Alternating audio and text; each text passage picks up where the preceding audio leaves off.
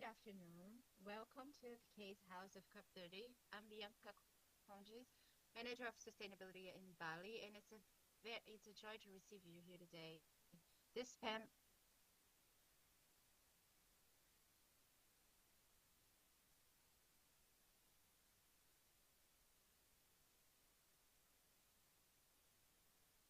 CASE is a coalition of seven big companies, Nestle, Itaú, Itaúsa, Marco Polo, Vale, that united to reinforce the importance of this private sector of the climate agenda and nature.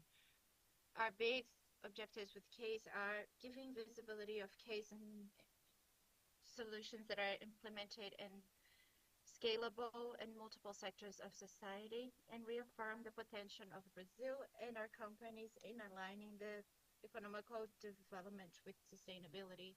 CASE House is going to be active until 17th of November, approaching each day a theme that is aligned with the agenda of action of COP. We had food systems, bioeconomy, and infrastructure. Today is financing and energy transition, fair transition, and circular economy.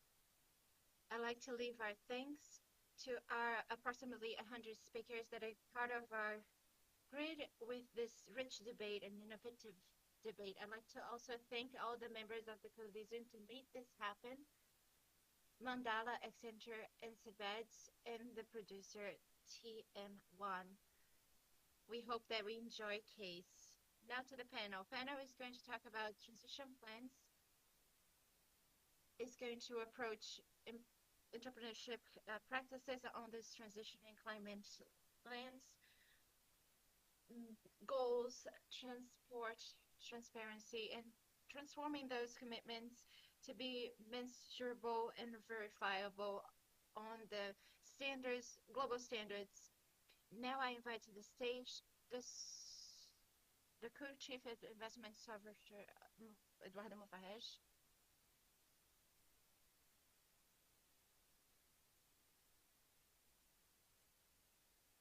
The climate leader of UNFI and financial initiative of the United Nations ecosystem is going to be with us in 5 to 10 minutes. Sustainability of SG, Fabio Luis Guido.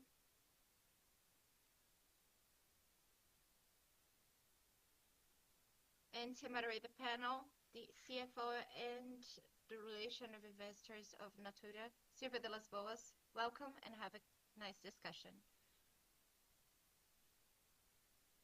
Hello, good afternoon. I'm very happy to be here with CASE today. It's so fresh. It's the first time that I'm using my child. I was around with it in El Belém, and now I have it in Belém. It's a pleasure to be here with my colleagues to have this discussion, and the name of the panel has everything to do with COP.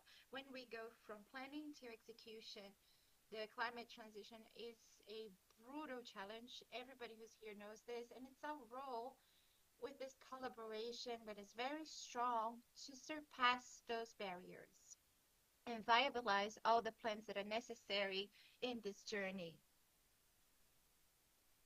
And I've been presented, I work in Natura, such a big pride to be here in Belém in this COP.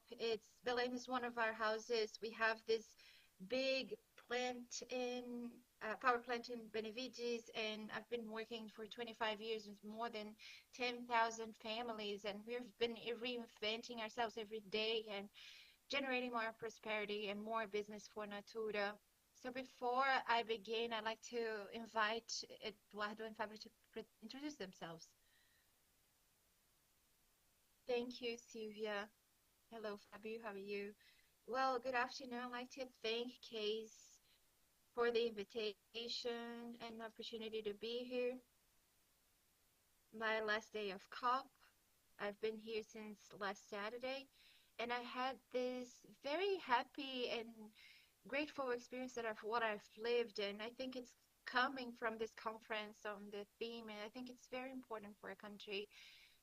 My name is Eduardo Mofarrej. I am associate on the associate management, which is later on sustainable investments with more than $35 billion on management, 22 years investing only in the area of sustainability, and a very important legacy because it was constituted through the combination of associates of asset management, COSAC, and the president Ogona that has saluted us with his presence on COP until today in a very present way, very available, very engaged.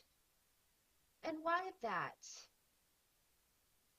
I think there's two very important reflections. Firstly, that we are not resolving the climate situation without the systemic situation with those emergency economies. Brazil is a very important player on this chain, and we need to exert this role of taking on the space and exerting with leadership, and at the same time showing to the world that this combination that I think Brazil has in this intentional way or not been leading through the programs of energy and development of our hydro potential since the 50s and the strengthening of the biofuels area that Brazil has this fundamental position of global leadership and showing that those cases that we live every day, they are completely possible. Inside of the generation investment management, I'm responsible for the investing on nature, the industrial transition, and global scope. I look at the Latin America as a very important jurisdiction, but as our private investments on global scope and investments on India that I've just finished the last transaction in the food systems area and transition of usage of land, also on the area of industrial area in the parts of navigation, scaling new technologies inside of the production of concrete and new electrical models.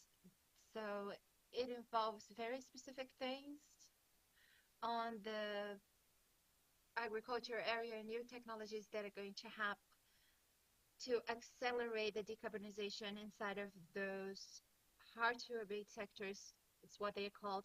So once again, I thank you for the opportunity. It's a privilege to be here with you. Good afternoon. I'm Gustavo with the Itaú. Thank you, dear partners of so many projects. It's good to see in the auditorium people who've been working with me previously. It's a pleasure to be here. And for Itaú is very important, the sustainability thing. We've been going on this strategy for more than 50 years with decarbonization goals, and we look at this mobilization of capital and what you call of sustainable finances and sectors that bring positive impact in everything that we understand that this business goes through this transaction of what we call traditional economy to low impact and low carbon economy that can give a positive impact for the whole of society. And we are here with all those companies, and it's such a happiness for us to be here in CASE, and it's been born as an idea in the last COP, and we say that COP of implementation needs to show what the companies are doing in Brazil for this implementation to be real. So this is a journey and sustainability that is going to finalize the integration of businesses. And this is what we've been doing in Itaú. It's a responsibility, an institutional agenda, but generates businesses that are sustainable. So then we have this fake dilemma, either you're sustainable or you're generating value. But here in this table, in this stage, a series of businesses that shows this is fake, because the more we are sustainable, more value we have, more revenue, more risk management we can observe. So this is why we're here to discuss about that. Excellent, thank you.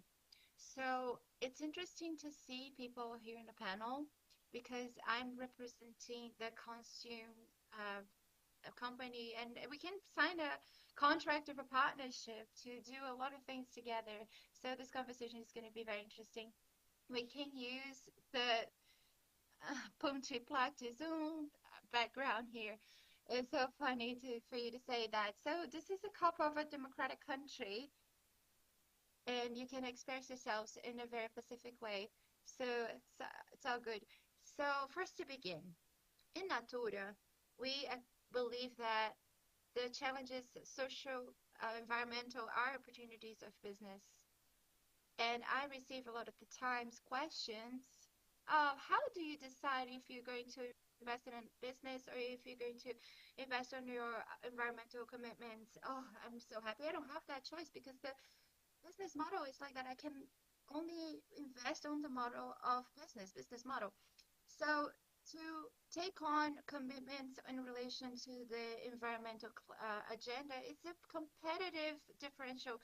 The brand Natura, it has this equity that is so high, and one of the items that make it so unique is the positioning on sustainability, regeneration, and our acting here in Amazon. It's one of our business models, the partnerships that we have with the communities in this relation that is prosperous and have a positive impact to everyone.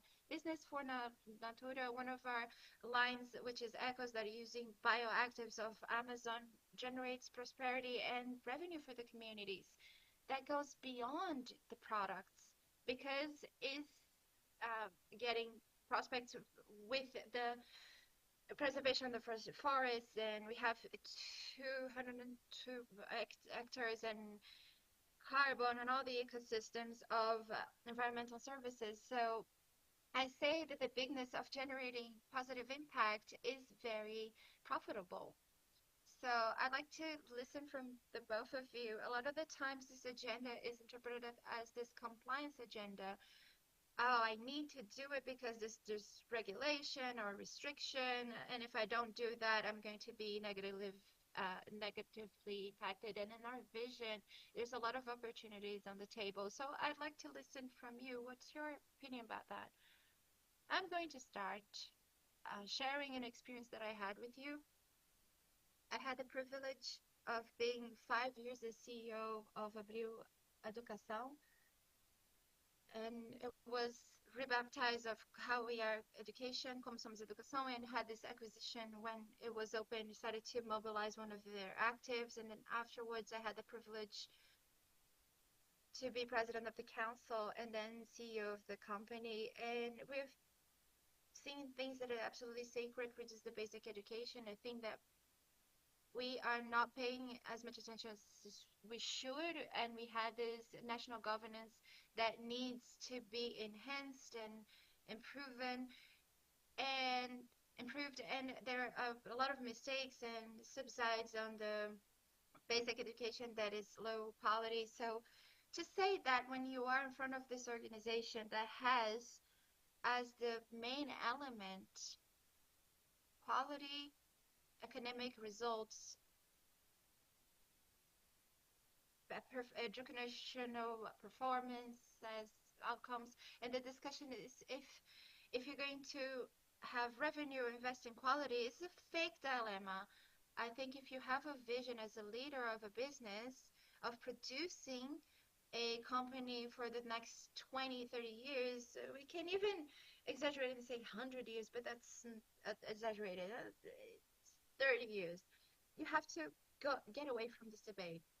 If it's one thing or the other, you have to look at sustainability of the businesses for the durability of the companies, and is linked with quality, the excellence on the deliverables, focusing on the mission, specific mission, reason to be existing. So I've lived that, and I think this journey that has made me go to this side of the investments that we call systems positive and investments of impact, as we call it, because Brazil is one of the big vectors of opportunity for this window. The environmental area, I'm going to get to it. It's fundamental, but the social part, we have so many things to do. We have a big population.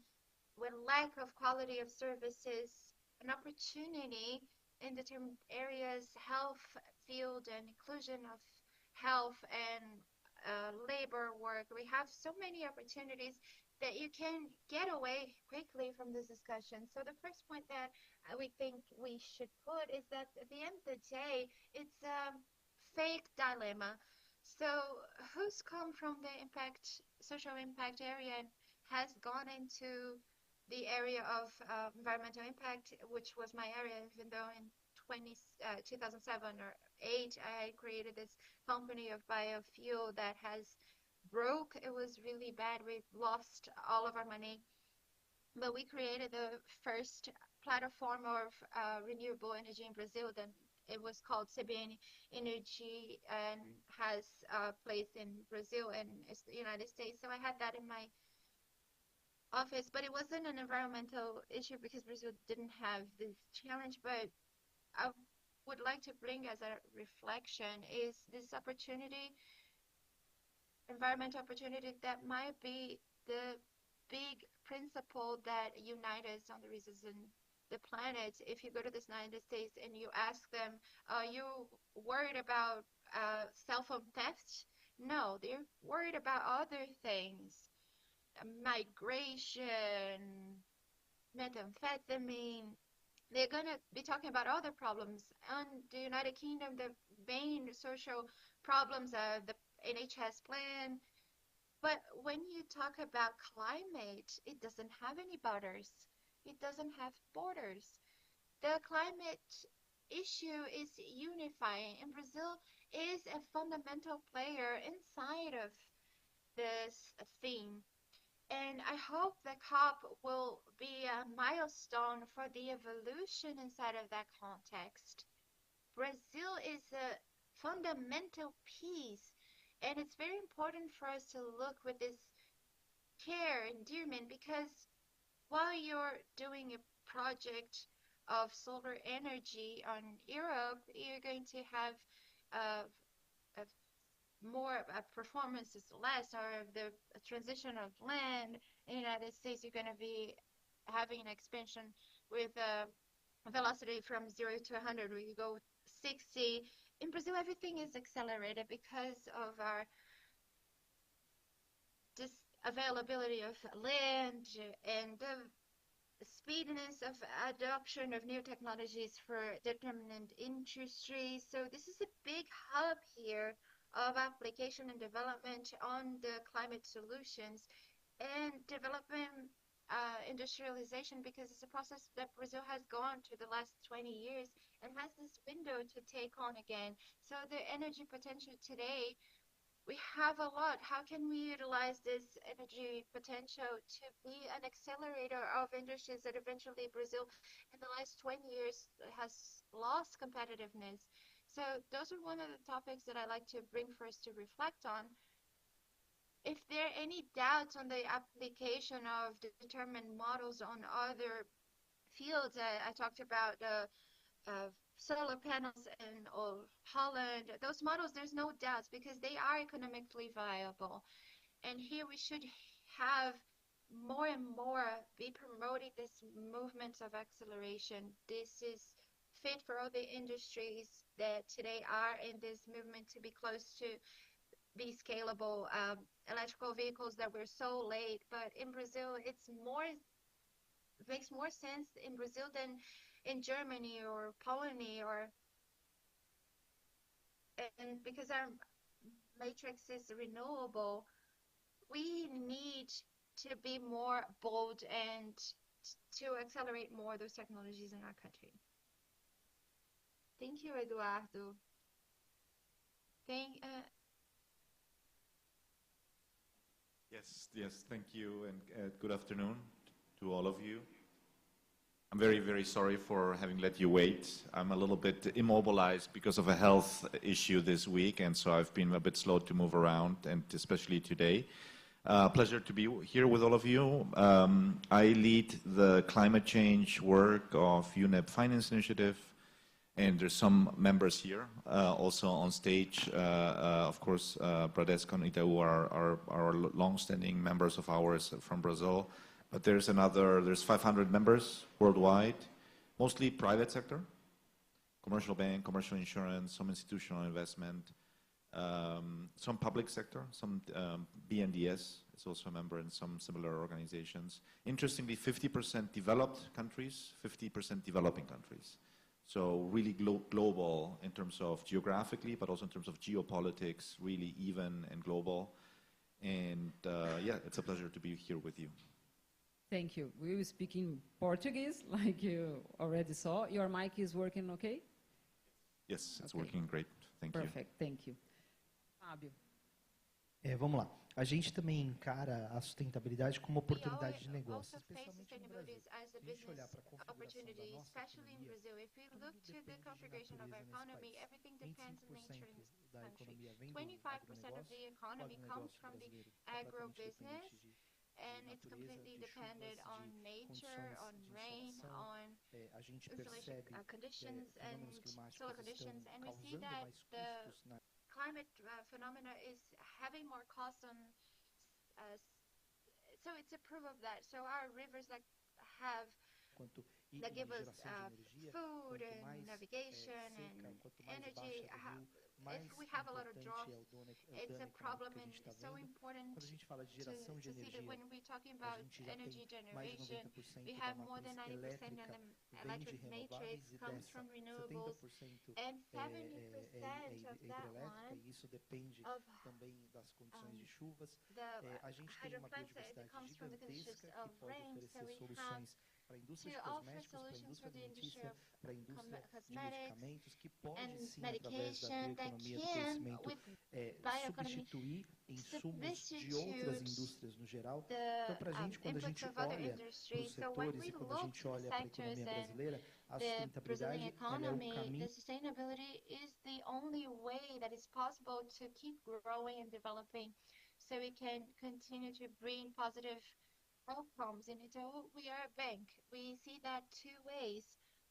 I analyze the industries with best practices in sustainability versus that ones and the ones that haven't had the same success. And you have the component of risk that is differential. You see the cost of money is with risks and how best is administrated in the company is in the systems. Less risk we can see for that, and consequently is going to change. When we look at the opportunities, there's a necessity of capital that is pointed out with those consultings and academies from all around the world, but always in billions, trillion dollars, but it's very necessary to allow the transition for those low carbon. And me as a bank, I need to finance that. So this is an opportunity of business, doing not only the financing management of those resources, but also acting as big partners to understand which is the moment of each sector and segment of that sector, and what point the journey is the client, and how to do this transition. So it's essentially business from beginning to end of this journey. Excellent. So listening to you, it's clear the opportunity that we have for Brazil, how this new economy, bioeconomy, can generate on growth, additional growth, and our GDP growth in the moment that we need to grow in a more accelerated way. How many opportunities in business needs to be unlocked to value that it can bring to us. Andrew, I'd like to ask you a question. They're talking about the opportunities that can be brought to Brazil, but we know that there are a lot of countries beyond Brazil suffering a lot with the themes related to the climate change. In your vision, how can we align or make it more compatible, those changes in the climate with the development, economical development of those countries? I mean, I think,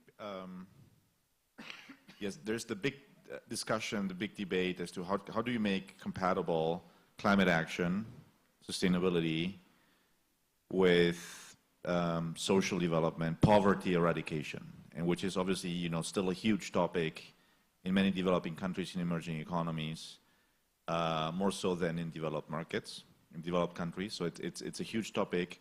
But also in developed countries, the question remains, you know, they also want to continue growing. And, you know, can they continue growing and at the same time becoming sustainable and decarbonizing and becoming resilient, that they're becoming sustainable. But I think economically speaking, like, there is no debate anymore, right? You need to compare always, you cannot compare the past with the future. What you need to do now is look into the future and see what are the options that we have for the future. You know, and you can do that globally, and then you do it nationally, and you do it in the long term, you do it in the medium term. And if you look globally, long term, let's not even talk about nature. Let's not talk about social cohesion. Let's just talk pure economics, pure macroeconomics, long term.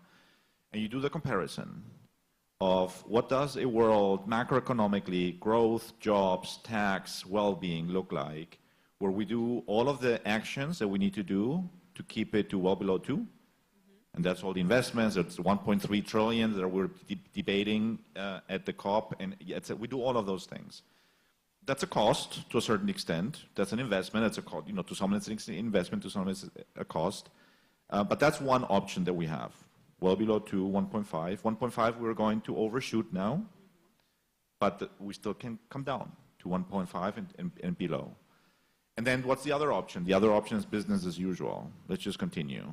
And what is business as usual, globally speaking? That's, UNEP put out a report just earlier in the week that we're looking at 3 degrees of warming. And you don't have to do the 1.3 trillion, you don't have to do any of that. But then, you know, the estimates range, you're going to globally lose something like, you don't know exactly, but, you know, there are some models that tell you you're going to lose 30% of global GDP, 40% of global GDP in the second half of this century. And so those are the options.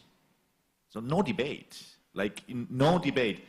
That's macroeconomically speaking, and that's in the long term, no debate. And imagine what will do a global GDP contraction of, and not even, I mean, we can leave it at 10%, we can leave it at 5%. What will that do to developing countries' poverty eradication efforts? It's going to be catastrophic, right? So that's long term, that's macroeconomically. And then in addition to that, and we've known that for 15 years, more or less. And then the question has always been, yeah, okay, but what do we do in the medium term, the short term? You know, is it not going to cost us growth now to shift? And is that not going to then cost us time when it comes to poverty eradication, for instance, and other topics? And we are, and probably something like 20 years ago, I think that would have been a valid point to make, where really fossil fuels were still economically, financially, the superior technology, only that they had the problem of creating a lot of CO2. And you can do that across the board with mobility and et cetera, and electricity generation, mobility, and so forth. But today, right now in 2025, the cheapest form of energy worldwide, renewables, is renewables. It's not fossil fuel anymore. Cheapest, just money. And we're not even considering the social cost of fossil fuels anymore. Without that, it's cheaper. EVs, same thing. You know, they're becoming cheaper. They're mostly here. I see a lot of BYD in Belém. I'm really excited by that. That has something to do. They are, you know, cheaper. They're more affordable, or just as affordable. There's superior technologies across the board. And then they have the added benefit of avoiding planetary collapse and planetary, so you put all things together, development, growth, environmental protection, innovation, quality of air. You know, one big, you know, advantage of renewable energy and electric mobility is you have clean air in the cities all of a sudden. And you know what's going to happen? Things like asthma, things like, you know, lung cancer and other diseases will go down. Nothing to do with climate change. It's co-benefits. So if you put all of that together, in 2015, the situation was clear.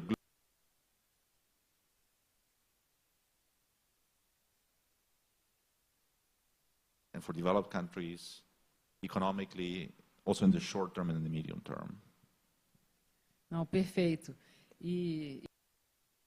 Perfect. And seeing, listening to Hanko's speech, it's a virtuous cycle we create when you begin connecting these initiatives that at the end of the day create impact over all businesses. We were talking here about impact over people's health, because at the end of the story, everything we do, we should measure the return for that as an improvement or worsening of the life quality, because that's why we're here.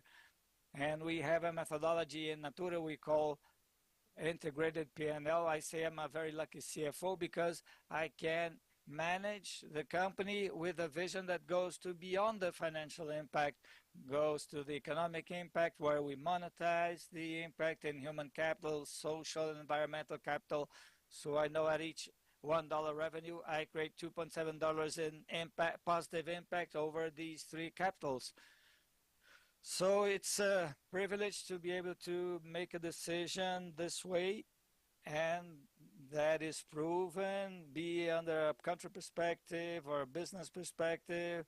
This opportunity we have is proven. So talking about these opportunities, a very large restriction we have nowadays is money, right? In a country with an interest rate of 15, beginning from 15, let's say, it's very hard for a good part of the companies. For the most, that dilemma that Eduardo brought us, that is not a dilemma, but for many people still is, because to be in debt in the country is very expensive. So this is today is a major restriction we have for the evolution of that agenda. And a short while ago we were talking about that, right, Fabio? And I liked it when Hanko said we have to go to the future and not look towards the past to understand how we're going to get there. I think that is very good. We have to come from the future towards here, business as usual. The way things work today, the many processes and systems won't be enough to address that future we need to develop. So to break that vision is very important. So I'd like to explore, beginning with you, Fabio, how Itaú has worked to contribute with the proliferation of funding for that agenda, knowing it's hard, right? Consider the credit models for absence of data, or sometimes data which are not the traditional ones we use to model and offer credit in the conditions that many players need. Excellent question. I think we can divide it into two parts. One thing is funding, that we've done a whole work to capture, to get cheaper resources. You mentioned 15 interest rate per year, so you take 15% and you add taxes, add the spread. A company of high standard, good standard, can't get an interest rate below 20%. Part of that. So imagine the smaller the company, how this becomes mismatched. The other component that is also a challenge are risk mitigation instruments. That is the guarantees, the authorization. How can you create a structure that can habilitate the ones that are not included today in the credit market, that in their great majority are the ones that are are entrepreneurs of sustainable projects? How do you bring them into the credit market? So with this interest rate, even with that rate, we still grow, and with the estimates we did in Itaú, we still have a GDP growth in the country. In Itaú, we look for national and international partnerships for us to have subsidies, subsidized funds. We go into the national, international markets. We go after IFC, EDB, JICA to fund some financial instruments that make it possible for the resource to get to the front line with a value below the market practice. We created an example looking to our credit portfolio with agriculture. We could create a program with foreign credits, a biodiversity program we developed where we get to 10 years of term of the operation with 3 years 3 years previous term, and we can do that for restoration of degraded areas. It's something that's not traditional in Brazil, and that we got to 279 hectares restored, areas that were degraded, that were emitting carbon, and were good for nothing for the rural producers, and now they generate cash flow, incorporate carbon to the soil, and he does it because he can get a subsidized rate.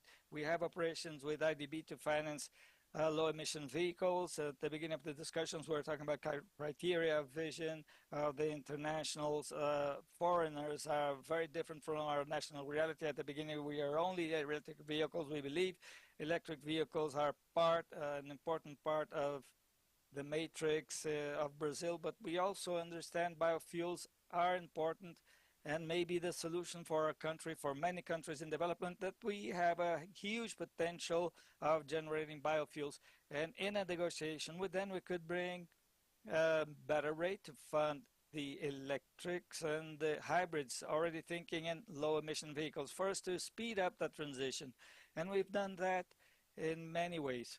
In many occasions, the bank itself places resources at the table, makes the decision of doing the investment, makes the decision of subsidizing, looking at the portfolio, looking at the needs, and in other occasions, we go to multilaterals. Now, it's important to remind we're at a moment of Brazil that is very positive when we think on all the portfolios of frameworks, regulations on the tables. On one side, we have Sustainable Brazilian Taxonomy that was launched, and that instrument is very important to create a standard of sustainability so we can compare a project with another and understand if they're effectively delivering positive impacts. And at the same time, you can do fiscal and tax policies from that taxonomy. Once adherent, what happens with my capital cost? Once adherent, what kind of funding can I attract from abroad to subsidize these operations? That is a product. Another product we have on the table that was approved is the carbon market of Brazil. Has to be structured.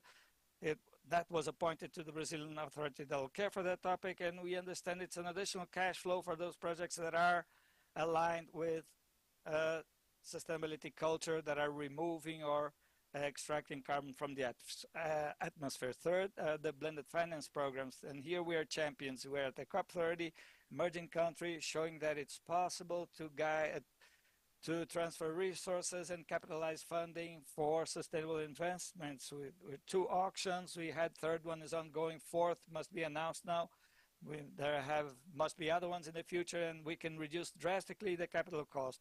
For the ones that are coming in or can get resources from the program, from the government, Eco-Invest, the rate leaves from 15% down to 1%. It's a part of the resource that goes to 1%, but that's enough to foster sustainable businesses. And we're showing the world this, what Ranko mentioned of $1.3 trillion, which is the need. We are able to do that in this major mapping that is called Marco Belém, where you show the sources of resources and that the private sector participates with the public sector to drive this necessary volume of resources for climate transition. It's true, and we know of the challenges. There are a series of other sectors of the economy that need still to be leveraged, that need strategic designs for instruments and risk management for us to access and deliver, and we are discussing how we can put that on the table. Thank you, Fabio. If you add another 3 years to that instrument, it'll be 13, and you can fund our agroforest system. Yes, we're walking towards that. No, but very nice. It's what you said. Innovate constantly to be able to create and make these instruments feasible is very important. And there's still the challenge of making this reach the small producer, small entrepreneur, that oftentimes doesn't have a solid guarantee to give as collateral for such an investment. So very good to see what Itaú is doing in that direction. Eduardo, and still about funding, how the generation that is already in the market for so long is working to address that scarcity of capital for the transition agenda. I'll begin just mentioning regarding the previous discussion. I think Brazil needs to have an understanding, a structured understanding of the impact of regime of a real interest rate that is so high and for so long. We need to understand that our interest rate is a consequence of causes we need to address. Not you don't care for the people if you don't care for the accounting, for the bills, the calculations. We see a government expansion of expenditure, not only in Brazil, but we have a much more fragile economy, and we have to resume control of the public accounting, because the largest impact at the end of the day at the front line is if you have a regime of decline of interest rates allowing for refinancing. So 80% of the Brazilians in debt, companies when going to bank funding probably would not leave. We have a record of RJ, which is a judicial recovery. It's kind of a bankruptcy. When we talk about climate actions, I think we're okay. BNDES, the National Development Bank, is doing a good job. Other foster banks. But the economy goes beyond that, and it's very important first to understand the impact of this in the life of the economy and lives of citizens. Do we have economic growth? Yes, but with an increase in expenditure, public expenditure. So we need to dissociate the place from where this induction comes. If we remember the last moment where we had real interest rate of 1-2%, which was more or less in 2019, 2020, we experienced a reality. The 2017, actually, when you really had the speed up of the long curve, of the dropping of the long curve, it's the impact of that over appetite to risk. How do you convince a Brazilian investor to take risk when he's getting 15% risk-free interest rate? So it's very hard. Very hard. So we need to change that equation and come back to being a country where taking risk, where the return risk equation is a little more balanced. As I said, I think BNDES, our National Development Bank, is doing a very good work, but it's not enough. And all programs from Itaú are very nice. It's not enough. It's far from enough. It's a filigrane. It's a very small parcel. It's paramount we understand that and say that systemically.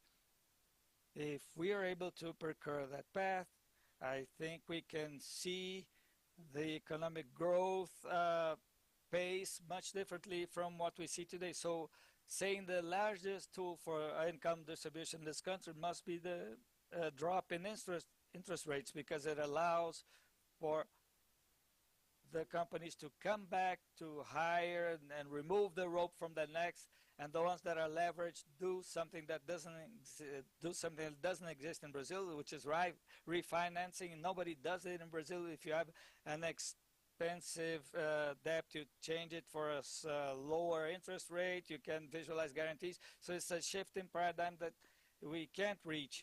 We need, as a country destination, go to that place. So sorry to talk about that, but this is a topic that to me is always, when we have the opportunity of talking a little bit, is worth mentioning, because it's absolutely structuring. It's no use complaining of the ones that have savings that are investing in Selic, because that's a reality. But in a Selic of 5, 6, 7% of real interest of 1, 2, and inflation under control, you can take risk, invest in infrastructure, invest in other modalities. It starts making sense, and you don't have to sell exemption to make people invest in that. I think it was a good instrument for us to depend less on foreign funding, because if we would depend on foreign funding, it would be even worse. That's why there's a part of the expansion of infrastructure in Brazil, which is the displacement of natural person portfolios and to nature, but we could do more. We could do more innovation in the financial market. There are many people able to develop and foster that kind of vision. Talking about our role, we understand there's an essential gap in the market, and that's the thing we're wanting to bring, which is equity. There are many people willing to finance good projects. Problem is that without equity, you don't get there. There's a gap, a hole between the idea, and you make that project become has bankability, that it can be funded, can be upscaled, and our focus is only on that field. How can we get our capital to fund projects? I will use an expression here that is a folk. It's not what you thought, folk, first of a kind, which is the first projects, first of industrial operations of a given category. When it is proven, then it becomes fundable. We have been done more of these in the world. The first green steel plant, first operation of to separate recycles in Brazil through mechanized operation, first operation to treat residues of red mud, which is the residue from alumina, of extraction of alumina, with a large environmental passive here in the Barcarena region. First operation of trading black residues from the steel plants. So there are projects that have investments in CAPEX, which are not small, but we believe that if we can channel our capital to make these industries evolve and get more mature, we can be creating new paradigms. And from the creation of these new paradigms, we can develop chains of value that nowadays still don't exist. For example, we funded, not with debt, but with equity, the first operation of recycling of batteries in the United States, in the state of Kentucky. It's paramount because we have a volume of batteries coming to the market, and these batteries will have to be treated, recycled, will have to reoriented. So looking a bit towards the future to where we can move, and at the same time, the role of the investor that wants to be an inducer, a catalytic, and with responsibility, and at the end of the day must have return, because our investor is not concessional capital, it's expecting return. That's the mission we said we would do. It's far from easy, but I think it's possible. We need a lot of discipline, a lot of consistency, a lot of analysis, but I think this missile we call missing middle, the orphan middle, we need more people. We don't want to be the single ones. We need more people working, and that has been our role, make these business models reach the scale and dimension that are necessary for us to speed up the transition. Excellent, and that is another dilemma. Invest in the transition is not profitable. And it's a dilemma we need to break, because investors like Eduardo here, we don't have in the necessary abundance to be able to support the challenges. So we need to multiply Eduardo's in that talk. But to do that, I'd like to connect with the talk of how to measure this, how to demonstrate this to the market, and how do we move forward in the reporting journey.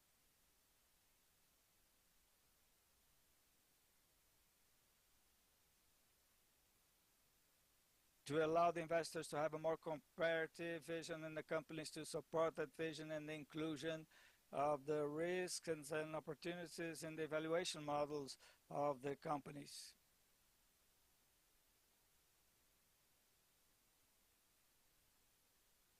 What have you seen that is interesting? What have you seen that is interesting? Are you hearing? Oh, perfect.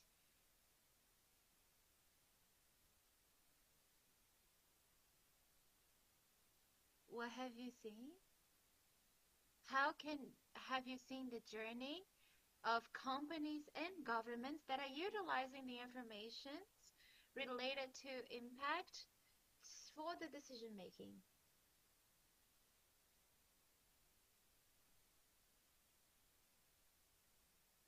Let me come to that in a little while. I wanted to also weigh in on the previous point that was being discussed.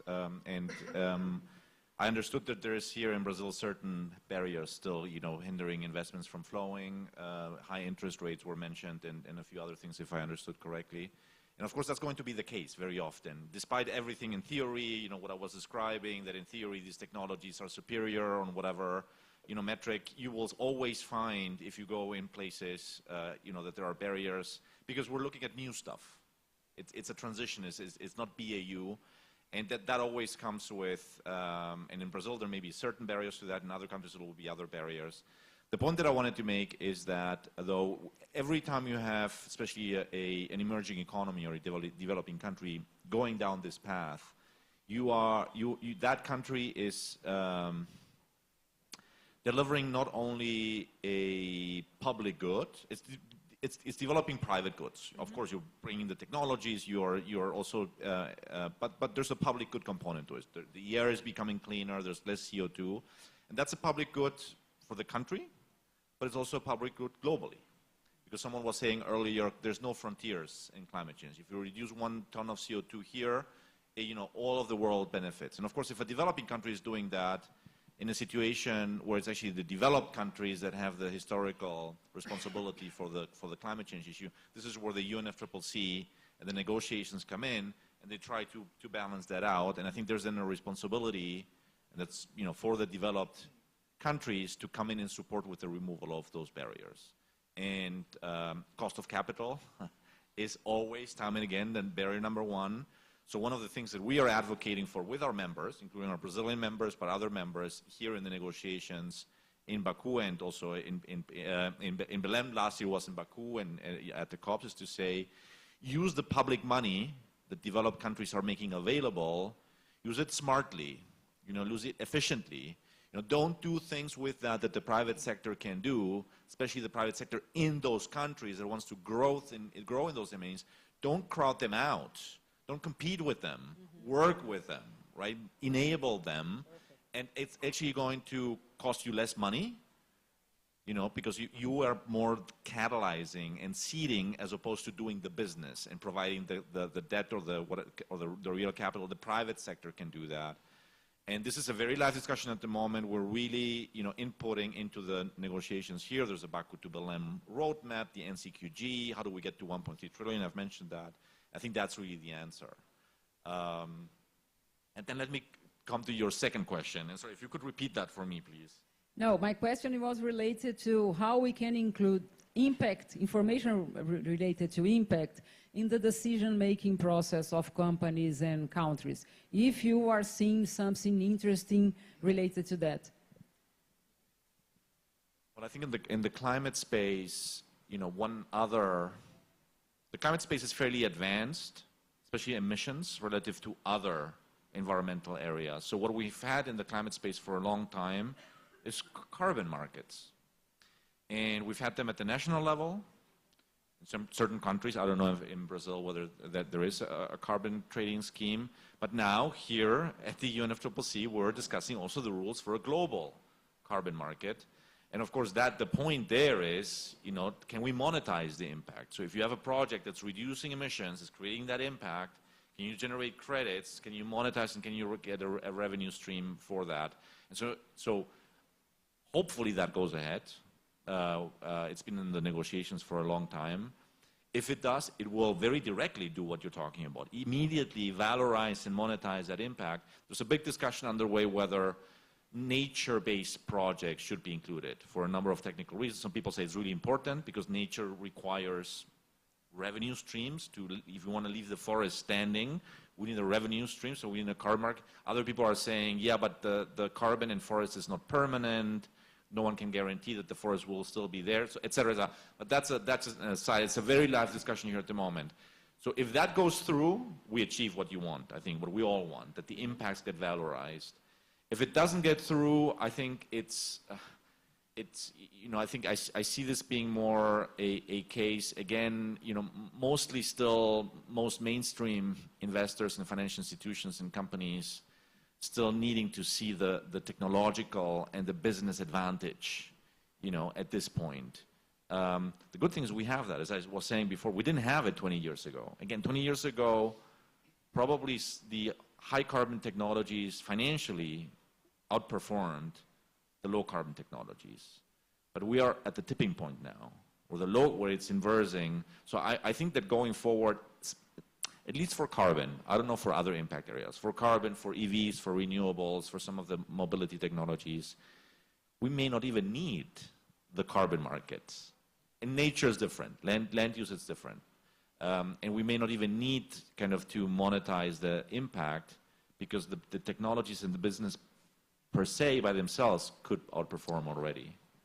I'm glad you said that nature is different, because otherwise, how are you going to, secure that standing forest receives, for the stewardship that is being done and so on? And we have a huge problem with baseline that is extremely unfavorable to countries like Brazil and other countries where you have, large areas which are still forest, and the negotiations are just completely disconnected from that reality. And if we don't fix this, we're going to really continue to engage into a serious problem. I agree, and as UNEP, actually, we are big proponents of nature-based solutions for all sorts of different problems, whether it's mitigation, adaptation, and to find ways to pay for those ecosystem services. So you can actually, so that those services can compete with what otherwise would be unsustainable timber, unsustainable soy, unsustainable whatever it may be, right? So we need a business model for conservation. Correct. Yesterday. Correct.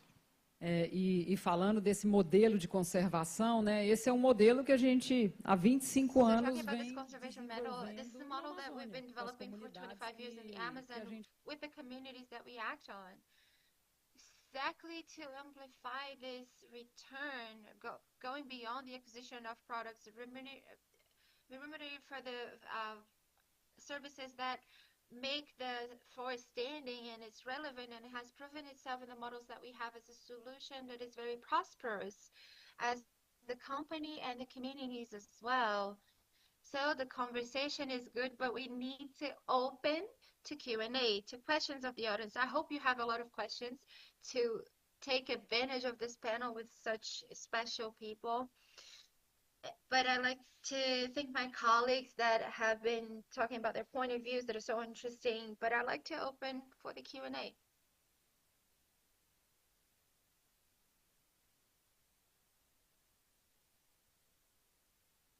Good afternoon, Marcelo Furtado from Itaúsa. Here in Brazil, we have some initiatives that are maturing. The Nature Investment Lab, that is with 315 organizations having those financial mechanisms, a pre-competitive arrangement for computing on all the restoration companies, investors in academia. I was very provoked by the last comment of Eduardo, but we still haven't advanced on the mechanisms to conservation. So it seems to me that everything is equated, more or less. How do you see mechanisms for conservation?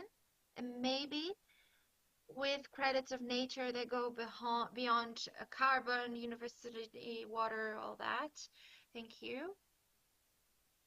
Thank you, Marcelo. I'm going to start. I think that we need to talk about the article 6.2 that redefining baselines and additional that is done for people who don't have the basis of forest that is so rich as Brazil and other countries.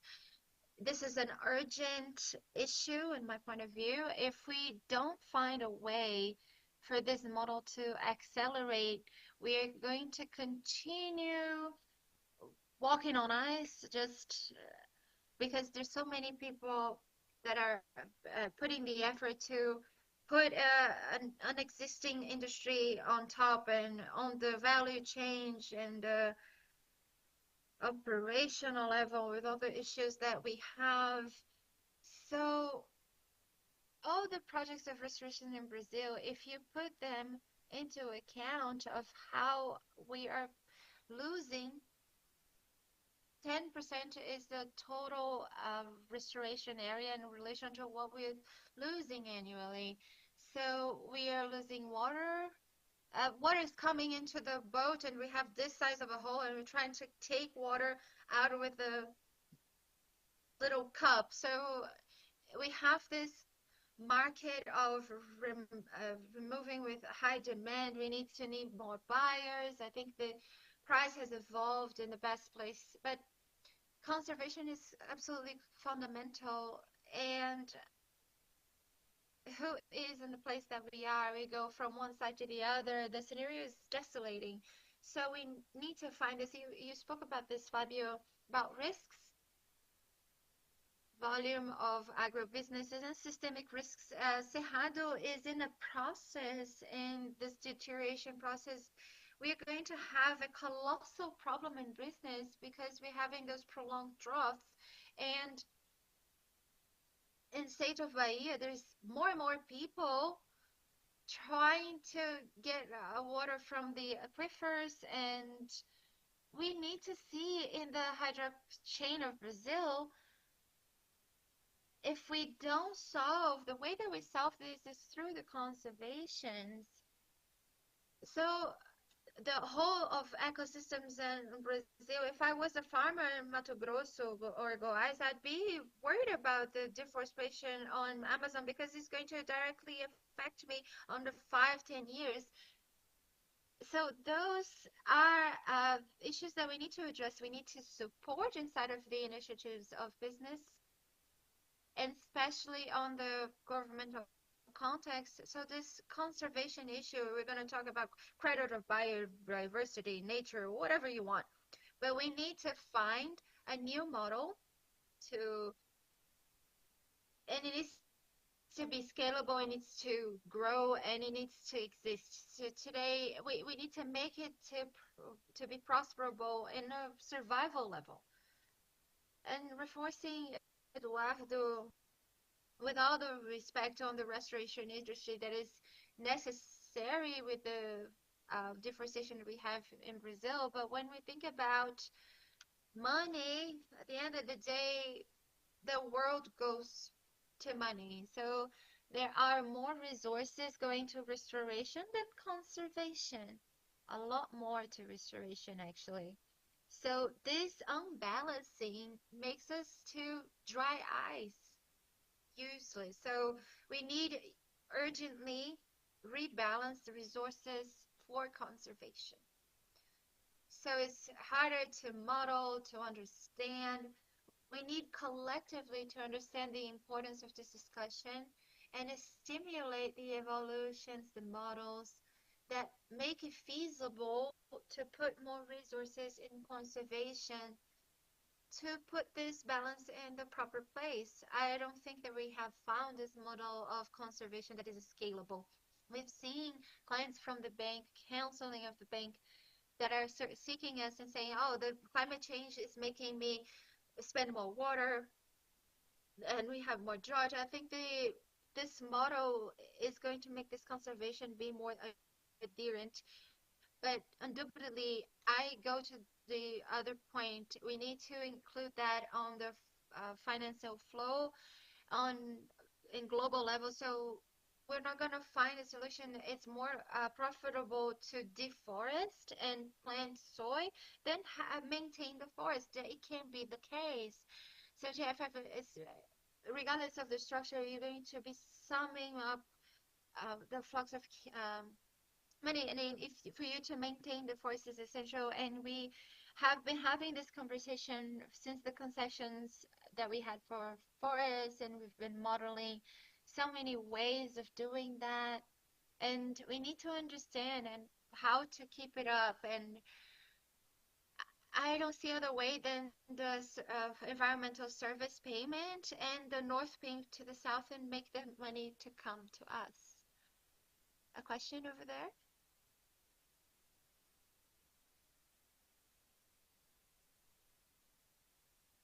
Hello, good afternoon. My name is Fabiana Felipe. I have the honor to working with Marcelo Fabio and Fabio. I'd like to ask a question. You commented of what the bank has been doing to reduce the tariff to be accessible for the projects of reforestation, but we know that the reduction of tariffs is not sufficient. And I know your sustainability report, and it's very well done. And I know the importance of the emissions of agro that you lend credit to, and your emissions and the profile of emissions. I'd like to understand what you see, if you see, to exert beyond the reduction of credit, because what the colleague commented, oh, not even the banks of development is being able to foment this market. We know that the climate fund is not being accessed, and is one of the deliverables producing this mechanism of alternative. But we know in this moment, the big companies of restoration and agro that are capable of being able to achieve. So the interest rates, it's not making it available. The capital is not there. You have those guarantee fund issues as well, and considering how the bank needs to be acting to reduce its emissions and get to net zero, what do you intend to do beyond reducing interest rates? I think it's important for you to think Itaú has a goal to get to net zero in 2050, and most of the industries has a three scope as a challenge, and is centered on the chain of supply. Is not our place as a bank. When we look at the emissions that we're going to have on the bank businesses, is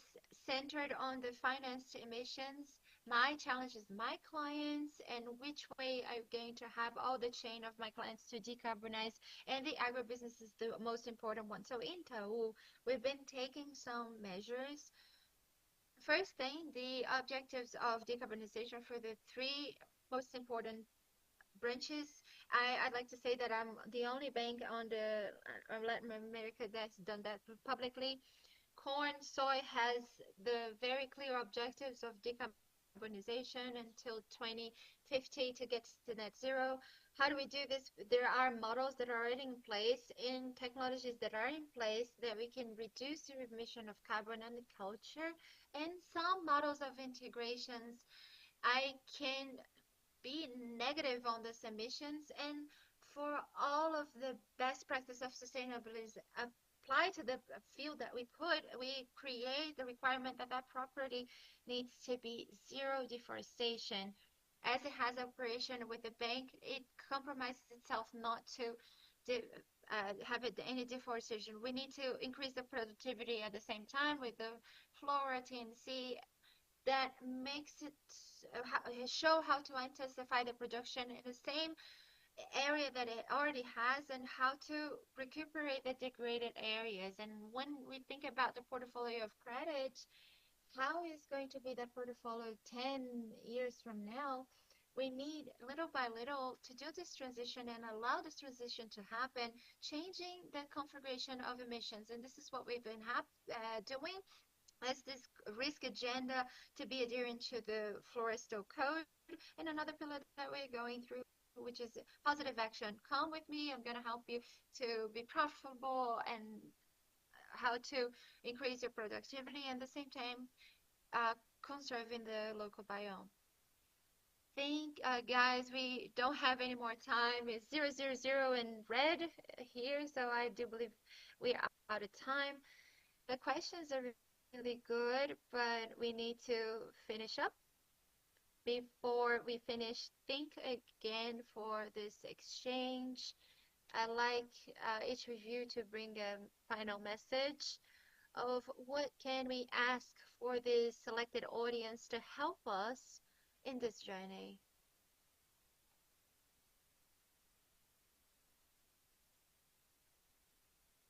Amazing group that is here to help us in that journey. I mean, we are all different things as people. We are consumers, we are professionals, we are voters, we are, all of those things. We are savers, we are, we have hobbies, we, have friends, we're social beings, etc. And, to me, the sustainability and climate change, we all know this is, one of, if not the challenge for us and for our kids and grandkids, etc. So just think through and all of the things that you do as a professional, as a saver, as a client, as a partner, as a what contribution can you make? And it's pretty clear. It's no rocket science. It's actually pretty clear how you can just live your life across all of those dimensions in a way that addresses this most existential crisis. Thank you. A minha O meu I ask us to go back to talking about the conservation issues with the due diligence that it deserves.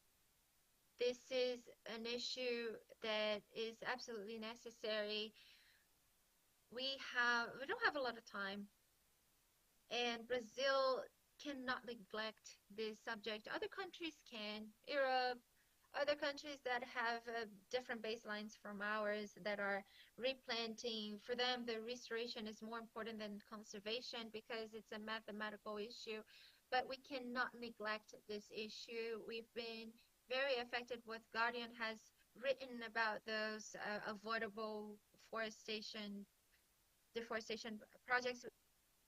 We need to include this issue, this topic on our discourse because it's fundamental that we incorporate that on our discourse because that we have pride on this huge area that we still have in Brazil of forestal areas that are inactive for future generations of Brazilians, and we need to retake the property on this theme because it's ours, rightfully ours, legacy, history, legacy, and what we take on.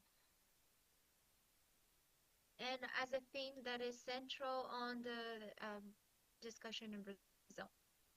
My invitation is for us to not lose our hope and that we're still resilient and have better choices in investment, consumerism, and so we can advance on the speediness that we need on the sustainable agenda. My ask is very simple.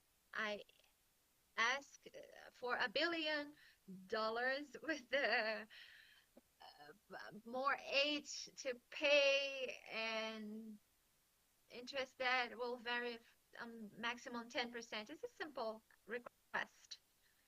But just jokingly, this is not my joke. I'm just telling the person behind me that this is no joke. She's already told me this like 3 times, but I'm persistent and I don't give up because we are going to prosper in this journey. But my ask is to each of you is that we come out of here with a commitment. We've discussed in a lot of ways, utilizing a lot of examples, the funding, the positioning of the governments, the barriers, but we are talking here of the same thing, discussing the same thing. We are talking about our commitment to life. We can call on to the conversation of climate transition or decarbonization. We can call it the hunger, finishing hunger or social inequality, but we need to remember every day that these conversations are all related to our commitment to life. So, having said that, thank you all and see you the next one.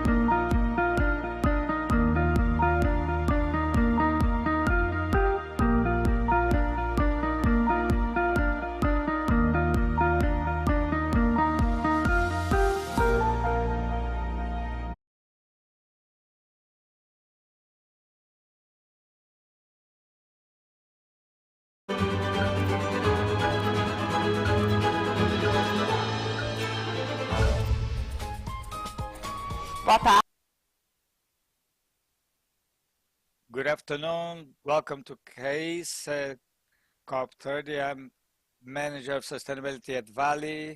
It's a huge joy to welcome all of you here at our house. This panel will be led in English, so if you need any kind of simultaneous translation, please take your device with our team. We are a collision of 7 major companies. They are Bradesco, Itaú, Itaúsa, Marco Polo, Natura, Nestlé, and Vale, that join to reinforce the importance of the private sector in the agendas for climate and nature. Our major goals with C.A.S.E are highlight these cases and solutions that are upscalable and implemented in the whole world as a whole, and promote dialogue and mobilize multiple sectors of society, restate the potential of Brazil and of our companies in being able to align economic development and sustainability, and provide a very interesting agenda here for you. Casa C.A.S.E will be active till November 17th. Each day a topic aligned to the COP and UN agendas. We have food systems, bioeconomy, infrastructure, and today is the day of finance. We'll have energy transition tomorrow, followed by just transition and circular economy. Keep your eyes on that. I'd like to leave our thanks to the approximately 100 speakers that are contributing to the debate of our everyday at the Casa, and also the coalition members that made all this happen, the knowledge partners Mandala and Accenture and Cebets, and the producer TM1. We hope you enjoy C.A.S.E. Well, now for our dialogue, financial instruments for funding of mitigation and climate adaptation. And this dialogue will approach financial solutions that are already redefining the sector, from green bonds to thematic funds, blended finance, showing that trade instruments that are innovative can mold the new economy, new financial system, or aligned to climate change. Let's begin with a small opening from our moderator, Mariana Mazzucato, she says, sorry, economist and professor at University College of London.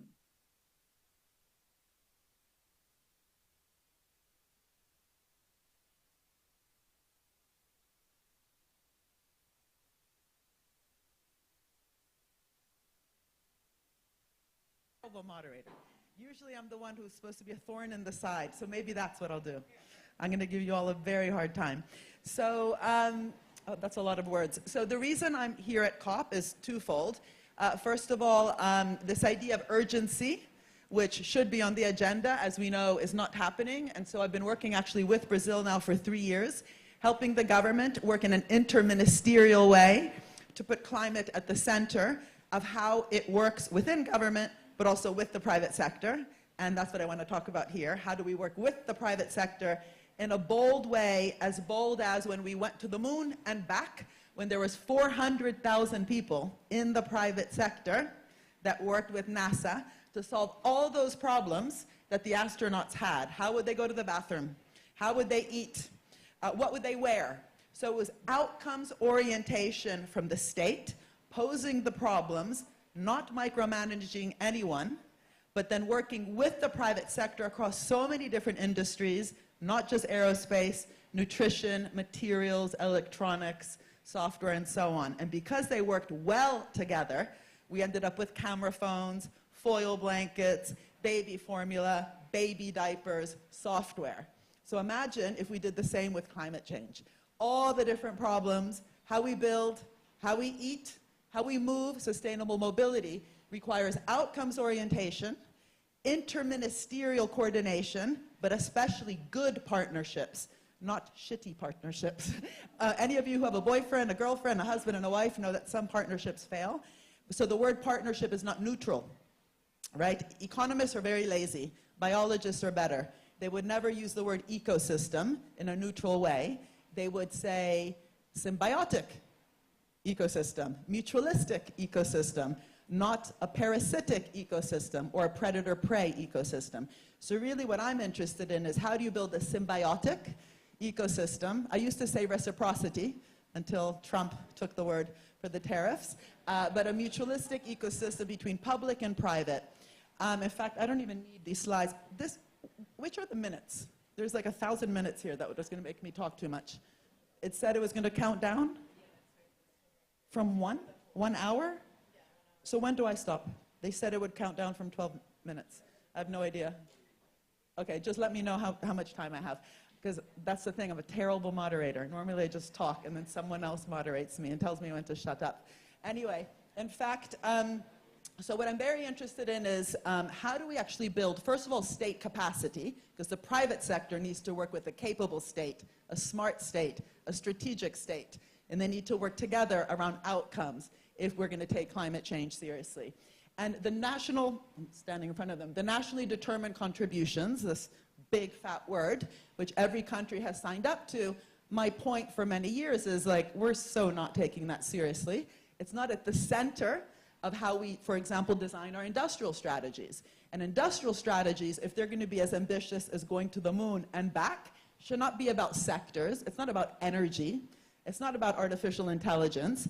It should be precisely around those moonshots, like sustainable mobility, like net zero cities, reducing the digital divide, health and well-being for all, that then require many different sectors to invest and to innovate together. So that's really what I want to talk about.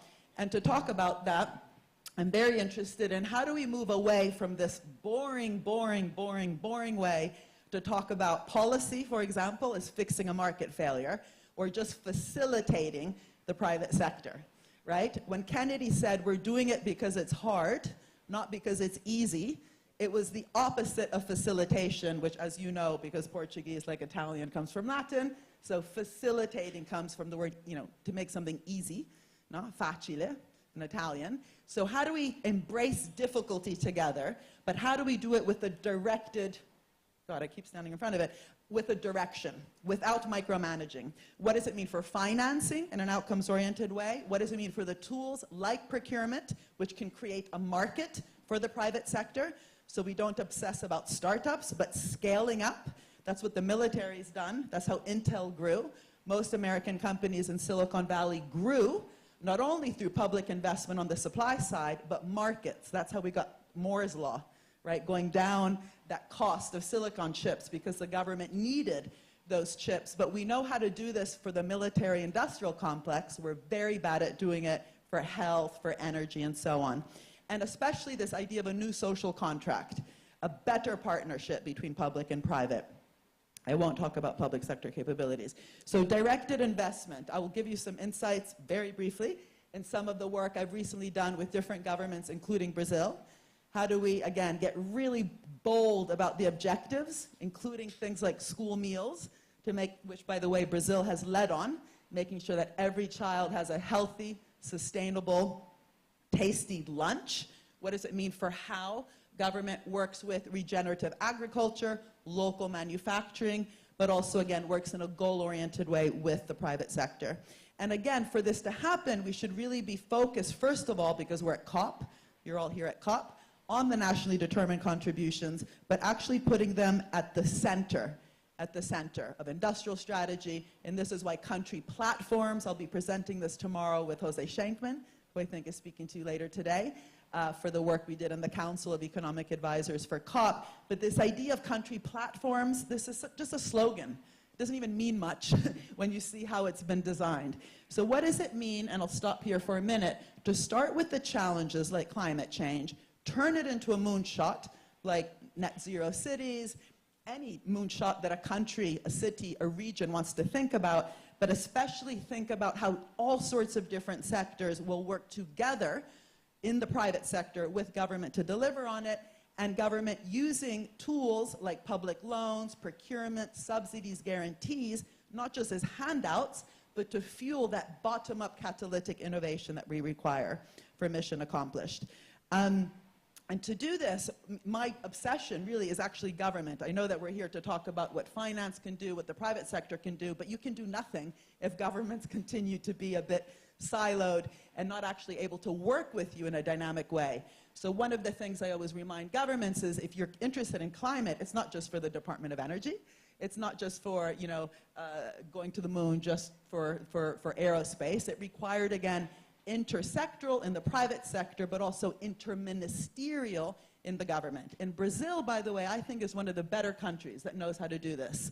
China is one of the best. They actually got rid of their Ministry of the Environment because they realized it had to go to the center of how they do finance.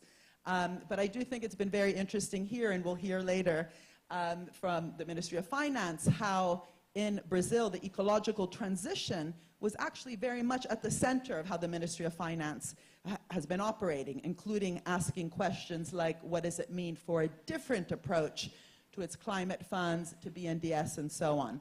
In most countries, that doesn't happen. You have a war between the Minister of the Environment and the Minister of Finance, and they don't agree. In Germany, it literally made the government fall because of that. So any country like China, Brazil, and others who actually care about climate, first of all, have to change where the discussions happen in government. And if it doesn't happen in the Ministry of Finance, it's a joke. It basically means we don't care, right? And so, again, here in Brazil, there's all these different missions. They've used this word, but I think one of the problems is if each government department also has its own set of missions and its own way of thinking about climate, then also it becomes even confusing, let's say, for the private sector to know the kind of one-stop shop. So making sure that the ecological transition is at the center of government and that the government also works interministerially and works with the private sector at that intersectoral, multi-sectoral level, I think is very important and interesting to think about in terms of what we can learn from different countries. In terms of finance, and this is, I think, the discussion we'll be having, we need to stop thinking about financial gaps that, whether it's the IFC, which we'll hear about today, or public bank provide. It's the structure of finance that really matters. There's plenty of finance out there. The problem is it's quite misdirected. I like the number 7 trillion because it's everywhere. There's 7 trillion of subsidies for fossil fuels. There's a 7 trillion SDG gap, apparently. And there's 7 trillion, this is the worst bit, of how much many of the largest companies in the world have spent in the last 10 years on just buying back their shares to boost stock prices, stock options, and executive pay, which to me is sort of a lack of reinvestment of profits into the economy. So how do we stop talking about financial holes that need to be filled and have a much more interesting discussion about the form of finance that we need to fuel this ecological transition? And for this, I think it's quite important to look at, for example, banks like BNDES, these public banks, KfW in Germany, and compare, what works, what doesn't. But there's huge amounts of money. There's over 20 trillion, that's 12 zeros, in the public banking system at the national level, over 2 trillion at the multilateral level. This is like CAF, IDB, EIB, the African Development Bank, but they don't work in a synced up way. That money is there, but they just fund a lot of cute projects where the sum is not bigger than the parts. So one of the big issues is also how can these public banks work with the private sector, but in such a way that they are working in an outcomes-oriented way, in the same way that procurement can be outcomes-oriented, where the sum is indeed bigger than the parts. But if there's no clear mission statement, it's hard to do that. I know in Europe we have lots of different climate projects, lots of different digital projects, because the European recovery was conditional for the member states that got access to the finance that they have climate projects. But at the state level, there weren't actually big visions that allowed these different projects, once they were financed, to create transformative change. And this notion of blended finance, which we're going to get to in the Q&A, I think here too we need to be careful. These words always sound great. It sounds like a yogurt, right? Blended, you think strawberries, bananas, it sounds good, but actually it's not that blended. Coming back to the good public-private partnership, a lot of these blended finance schemes have very low directionality in terms of it's not even clear what the goal is. This is why I think talking about the IFC, it'll be interesting, because within the World Bank now, I think there's big changes happening where there's very interesting clear goals around Mission 300 and different types of missions. I was talking to Ajay Banga recently.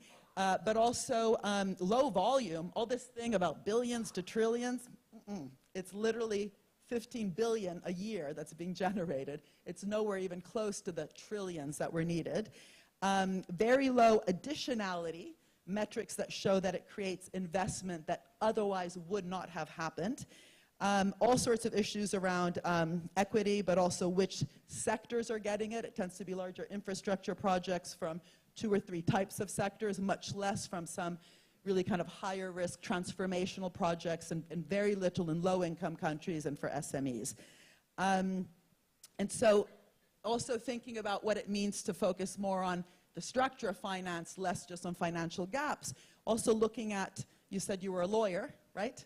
I think we really need to start looking at contracts. Like, how do we unpick contracts and ask ourselves both legally what needs to change, because, for example, procurement law has to change to be mission-oriented. The current boring procurement we have is often a race to the bottom just in terms of costs.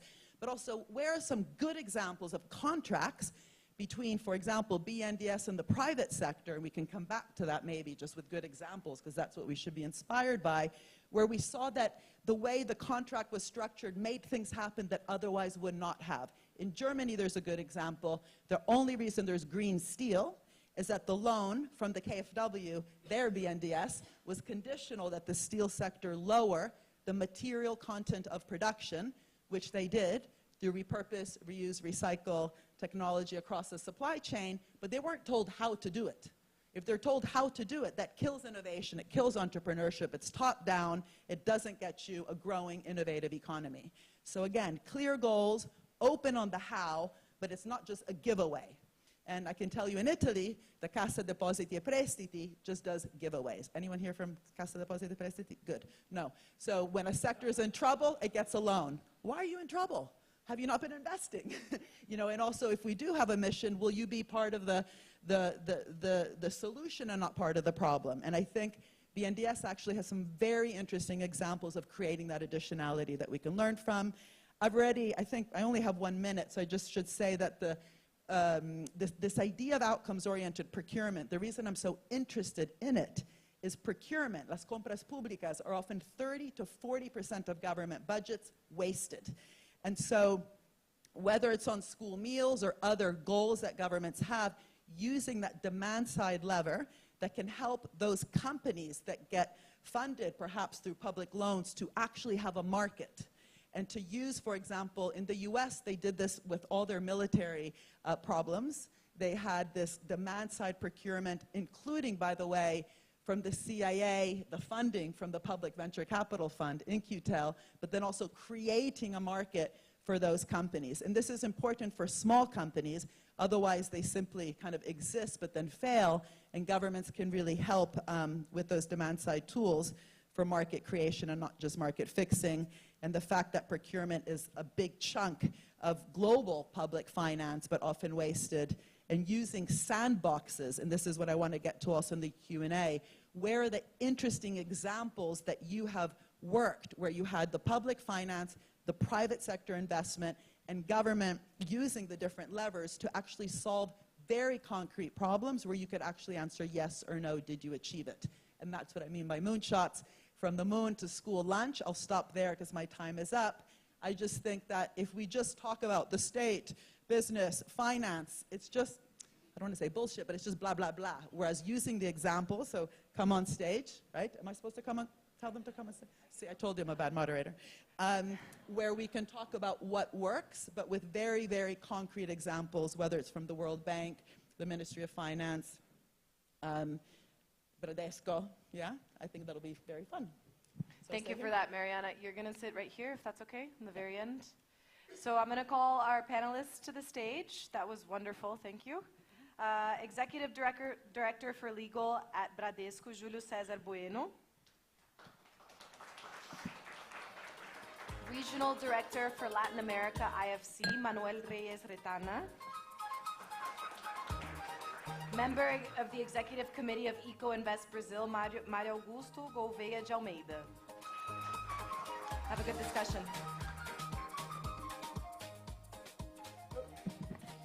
So why don't we just give you each maybe 2 or 3 minutes to do where I ended off. Maybe just think of an example where you think there is a functional, as I said, symbiotic, but especially dynamic and not lazy, I mean, to me, lazy partnerships are the ones that become in trouble, right? So we can use the word dynamic in terms of where the way that finance, business investment, and government tools of any kind that you want to reflect on helped make things happen that otherwise would not have happened, especially in areas where the country, whether it's a region, a city, or the nation, formed the question of what these problems were, but then left it open for these different actors to work well together. I don't know if you want to start with an example from the Ministry of Finance. Yeah, thank you, Mariana.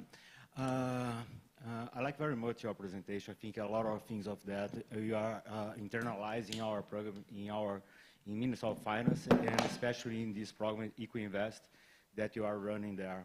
So I think EcoInvest is actually an example of the symbiotical process that you have with National Treasury of Brazil, national banks, financial institutions in general, private, public, international, or national, and anchor companies, and then small farmers, small producers, because you like to think in how to integrate the value chain of the product. Up to now, you have the potential investments of 14 billions. Actually, when you showed to us 15 billions of the blended finance, you already have, with just two auctions, 14 billions in potential investment over the next years. These investments, in terms of the additionality, I think it's very important. It's crucial indeed. It's important to mention that you have a framework, and this framework it's allowed just to finance energy transition, bioeconomy, circular economy, and infra for adaptation. The first talks we did that, and you get this crowding effect, because we are putting public money, we ask leverage from these banks. So we have a leverage of 6.5 in the first auction. That was very impressive, I think. And then we moved to recover of degraded lands. That was degraded lands. That is an issue in Brazil. We have 30% of all the agricultural lands in Brazil degraded. So we have a very potential to improve the production of food and renewables with that. So, yeah, I think that these examples... It's a great example, but how do you measure the additionality? Because, again, because you're from the public, the point is not to create profits, but investment and making sure those profits are reinvested in, and again, make things happen that otherwise would not have happened. Yes, we use the approach of use of proceeds, like a thematic bond. Okay. So we studied each one of these sectors. We do a breakdown through a kind of activity that should be included or not. Okay. So in the first auction, for instance, we not allowed for solar and wind, because you already think that you already are mature technology for Brazil, so it was not allowed. Fantastic. So, Manuel, from the IFC, did you, I mean, you don't have to agree or disagree, but this kind of critique of blended finance, which, you know, sounds like a smoothie, but actually is a bit not, where, like, do you find that sometimes, or what are ways in which you think the World Bank's recent changes, for example, around Mission 300 or the water work, which I think is also really exciting, represents a different way for how the IFC itself can start working in a more kind of high-risk, an additional way with the private sector, given that the IFC itself has been criticized by some as not exactly having a big risk appetite? Thank you, Mariana. This is a very good question, because as you mentioned before, the new president, well, not new, it's been around for a couple of years, Ajay Banga, brought a different dynamism, the dynamic to the whole institution, the World Bank and IFC. And two things have happened that I think mark this change. The first one, as you said, is on risk appetite. Yeah. So he has been very clear that he doesn't want to see the World Bank Group, particularly IFC, as one more of the investors, because there was comfort, no? Knowing that there was a bunch of private sector investors coming in, therefore we can come in because it's safe. Instead, he would like us to be the first ones, taking the risk, taking the riskiest piece, and bringing others to the party. So he has set very ambitious targets. For example, our mobilization, that has been historically 1-to-1. So that means from $1 invested from our balance sheet, we bring private sector investors with another $1. He wants 5-to-1.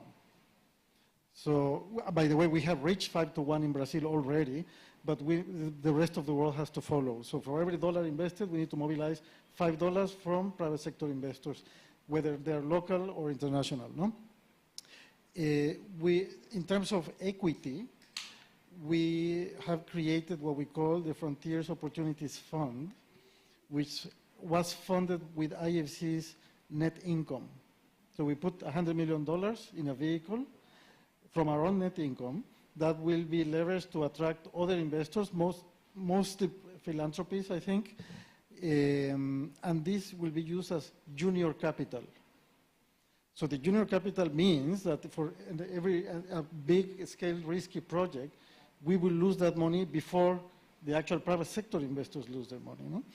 So this is a game changer. We are already using it, and it makes a difference, particularly when we are supporting technologies that are not proved yet, or when opening new markets, or in places like Ukraine. We are using this fund in Ukraine. So this is one change. The second change is about the how, not just about the financial instruments. And he has made job creation the center of everything that we do in the World Bank Group, for a very simple reason, because other problems are intimately tied to the well-being of the communities and the people around it. We cannot think about reforestation or the conservation of the Amazon forest if the people who live there don't have a decent income or a decent way of life that will prevent them or will minimize the temptation of going into cutting the forest or polluting by having some other harmful activity or simply engaging in illegal activities.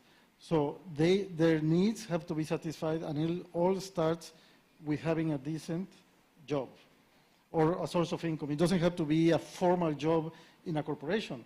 It can be an entrepreneur. It can be microfinance for somebody to engage in trade activities. So these two changes are shaping our entire strategy in the World Bank Group. How do you, so I know that here at COP, but also the G20 in South Africa, happening now, but also at last year's COP and G20 and so on, there's been a coalition actually of public finance, of which I think the IFC is part of. It's called Financing in Common. How does IFC work with other forms of other MDBs, multilateral development banks, or other types of public banks together to solve some of these problems, like the coalition? So there's a couple of things that we are doing. One is, multilaterals, development banks tend to have very lengthy processes, and we tend to do a lot of due diligence, particularly on issues like performance standards, issues like where is the additionality, where is the development impact.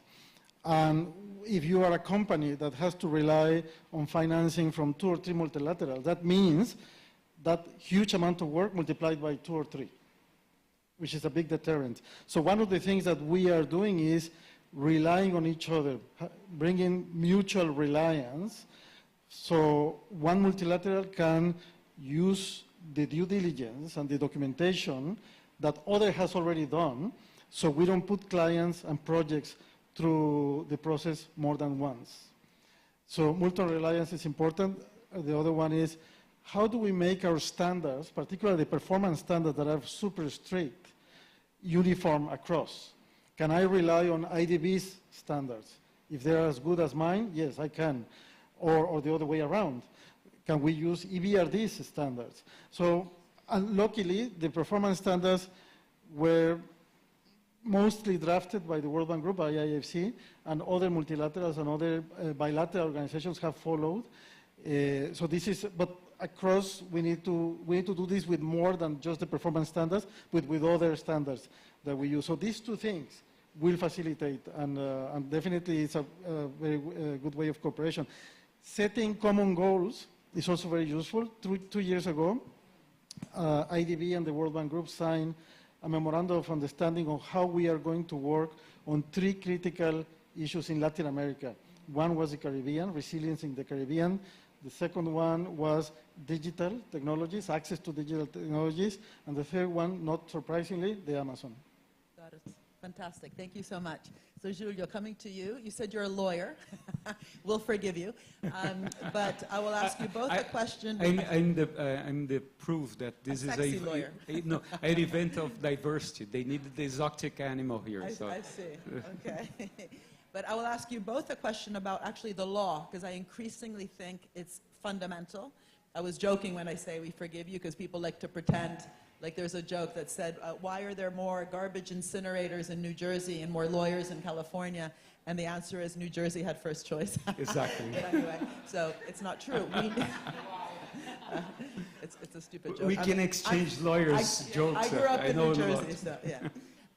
But actually, I don't know if you've read, there's a great book called The Code of Capital by Caterina Pistor, saying that so many of the dysfunctions in modern-day capitalism are actually based on legal issues, and unless we unpick those, it's hard to have change. And as I mentioned, the first thing NASA did to go to the moon was to change the law that they had, the legal restraints around procurement. I know in Brazil they've just changed the procurement law. But also your other hat, of course, is working inside a private bank as a lawyer. I kind of have 2 questions. If you can reflect a bit about, it's all easy to talk about some of these things, but actually sometimes there's legal constraints which also create risk averseness. And one of my recent books was about, against consultants, basically. It's called The Big Con, how the consulting industry has infantilized governments, weakened businesses, and warped our economies. But I really realized that it was the risk averseness and the fear of legal persecution, actually, within the civil service that then opens the door to the consultants, because it's easier to rubber stamp, no? So what are like the legal changes that you have reflected on with your lawyer hat on that would actually allow a lot of this dynamism that we're talking about to unfold? And then in Bradesco, you can choose to answer either question or both of them, or in the order you want. One of the most the interesting things I ever heard in Brazil was when I first met the head of BNDES some time ago, Luciano Coutinho, who had read my book on the entrepreneurial state. He said, Mariana, okay, in Brazil, we have capitalism, but no capitalists. And what he was reflecting on was the inertia inside the private sector and the risk averseness in the private banking industry, which then required even more activity in the public bank to make up for that risk averseness in the private banks, but also in the business sector. So, take either question, but I actually think they're related, because the legal framings also create a lot of this risk averseness. Thank you very much, Mariana. It's a pleasure to be here. Thanks for the invitation. I would start with a reflection about, you made a very important provocation about the procurement. Yes. So procurement is a response to what you are obliged to do. So it's a way to provoke movement. When we establish new guidelines for procurement, and I have the power to establish that, we are saying to those who are interested to participate that they need to follow certain guidelines. And I think when we see that, and I think IFC is a very important example of those changes, because we have changes that are, I would say, established by the government or by the legislative power, but we also have important changes that come from voluntary adherence from the private sector. So in Brazil, for example, the IFC standards, for Equator principles, they were established in 2003. Bradesco and Itaú, they were the first banks to adhere in 2004. And since then, several other banks did that. And I remember initially the discussion was about the destination of the money that would be used, only that. There were some guidelines, but it had to be an investment over $50 million and with a specific use for project finance. And then some guidelines that you would have to follow, but they were very I would say, narrow in comparison to what we have now. Since then, we had 4 editions of the Equator Principles. The last one, 2020, was the only one that included climate change in the perspective for this. And so when you do that, when you establish guidelines that I would say, in a way, force the private sector to adhere, this is inconsistent, but at the same time, when you have someone so good and so important that the banks voluntarily, they want to participate, the financial sector has a very important opportunity and role to help the governments and the society to implement those guidelines. So when the banks, they adhere to those principles, they grew themselves. So I saw the evolution of the sustainable departments inside the banks, and we have very, very well-capacitated people inside the banks now because there are so many other guidelines. So this has changed the way the banks do business. So, and I use the example of the IFC because it was really changed not only the banks, but changed the way the privates, the lender, those who will receive the finance, they changed themselves. So the private companies, they also created sustainability departments because they need to comply with the requirements of the banks. They invested in new ways of doing things in a better and more sustainable way. So I think when we talk about the change of law, the change, and you put it in the best way, the procurement.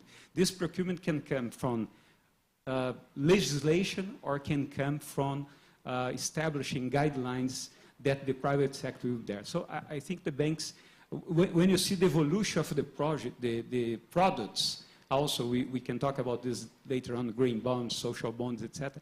This also shows an evolution of how the financial sector is perceiving the need to address the challenges of the climate change. So we are celebrating 200 years now since the Jean-Baptiste Fourier for the first time talked about greenhouse effect.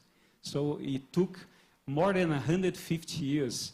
Only in the 60s, this debate that it was created by him in 1824, identified by Jean-Baptiste Fourier into 1824, came into place. So I'm very optimistic in a way because I see that those changes are happening, and the more we have a vision on procurement, we will make this drive in a faster and more efficient way. I often joke, so I was born in Italy, grew up in America, but I've been in the UK for 25 years. So I have 3 citizenships, which is terrible for tax. I do not recommend you have 3 citizenships. But I often joke from my Italian background that Italy was always first. We had, Mussolini before Hitler, we had Berlusconi before Trump, and we had Mani Pulite before Lava Jato. No?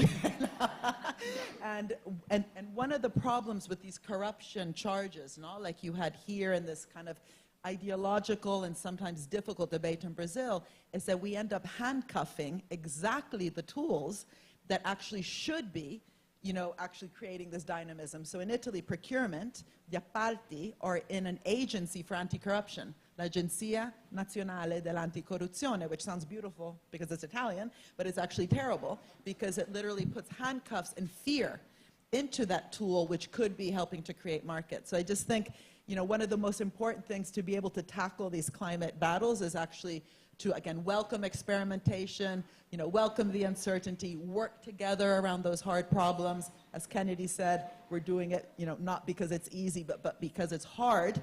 But it's very difficult to do hard things if you're worried about being sued or that there's corruption charges. So we need to battle corruption, but not by handcuffing these very, very important, tools. And maybe just, allowing each of you to talk about just an example where the work you did helped to scale. Because the problem is there might be cute examples, whether it's on health, whether it's on energy, but then they remain small. So what is actually required to create a good example of a public-private partnership into a more systemic one? And then what did your particular organization do, you know, to allow that scale to happen? Because I think unless we think of that ecosystem of different actors and different tools, the risk is we're just looking at the silo of one organization. And I know in Brazil, for example, the work of the Ministry of Finance without a national innovation system, you know, FINEP, Embrapa, and so on, would be much weaker, no? So how you see the ecosystem, which then allows scale to happen.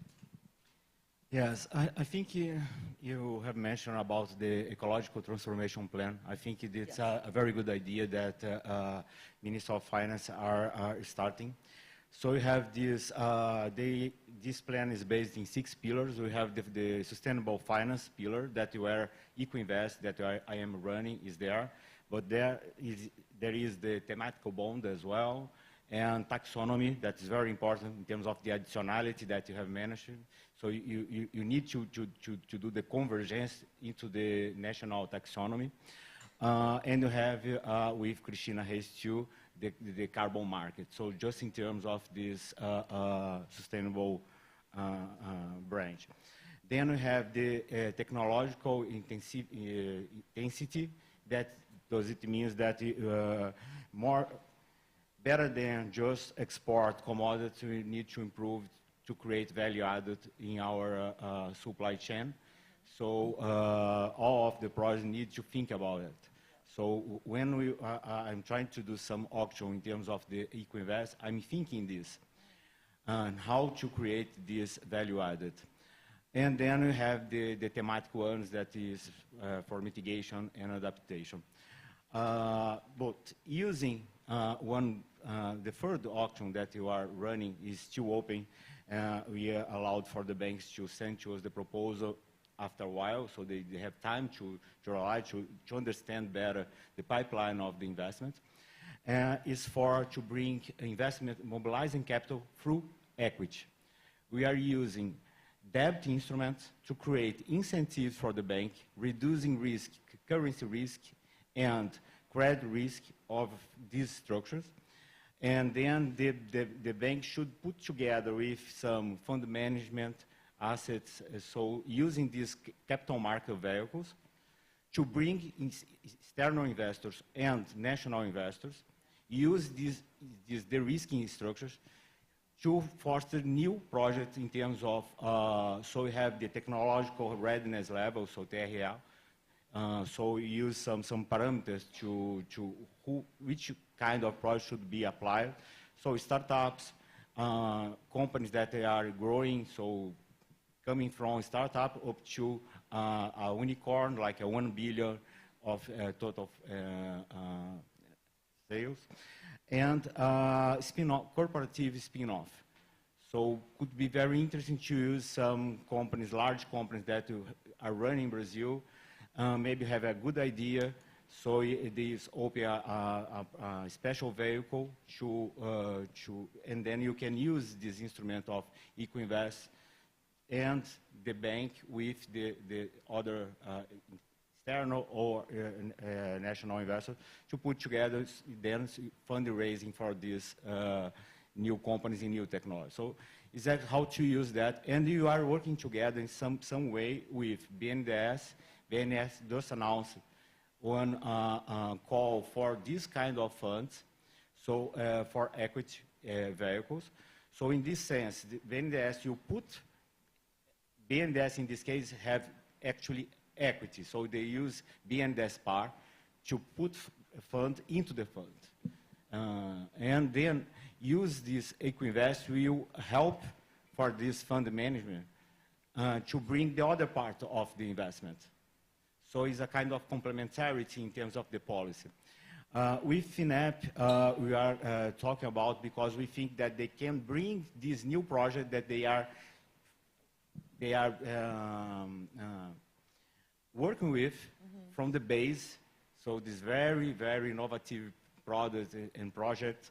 So this could be a kind of other fund that could bring a new pipeline of the investment that goes in the second phase, that is EcoInvest. So just to have a broader idea. So I think that you have this institution that work on the base, like BNDES, FINAP, and then we have EcoInvest that use the financial sector to scale up this and then goes into the market to bring this new project, these new products in a maturity in terms of the financial capabilities.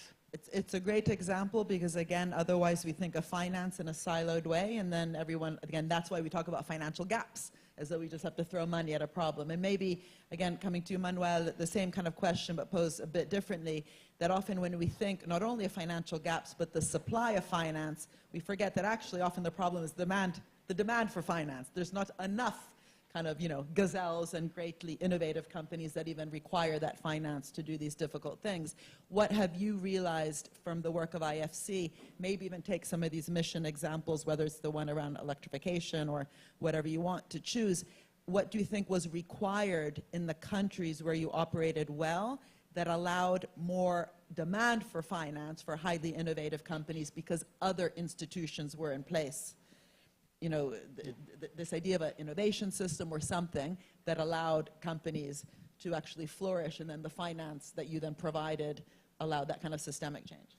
You're absolutely right, Mariana. So what Mario just described addresses the supply of finance, but the demand is also a big question. And this is something actually we were debating inside IFC and with other partners when we started seeing vast amounts of money being put together in funds and in places, but there was no visibility on the projects. So where are we going to put all that money?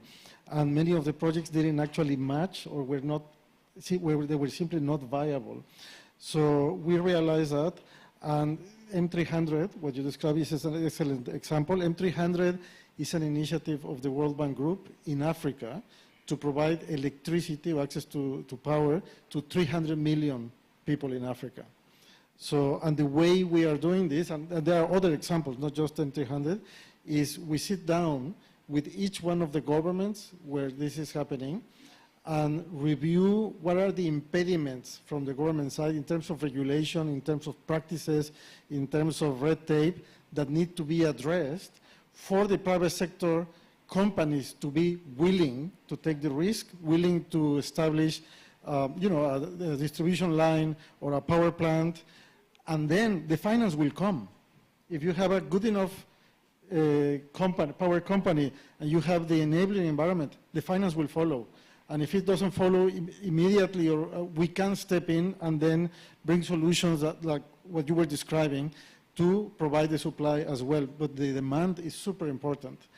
So we establish, and now under this new leadership, we are working very closely with the World Bank, because this is something that IFC cannot address on its own, because we have traditionally worked on the supply side, but the demand side is largely driven by our colleagues in the World Bank, because they work directly with the government. They can advise the governments. They can review the regulation. They can review all of this and enable the demand. So now that we work very closely with them, we have a unit, nothing to do with the oil and gas industry. We call it upstream, which is basically a project preparation unit. So we look at early stage projects and we invest in the consulting. We put experts to work on these problems.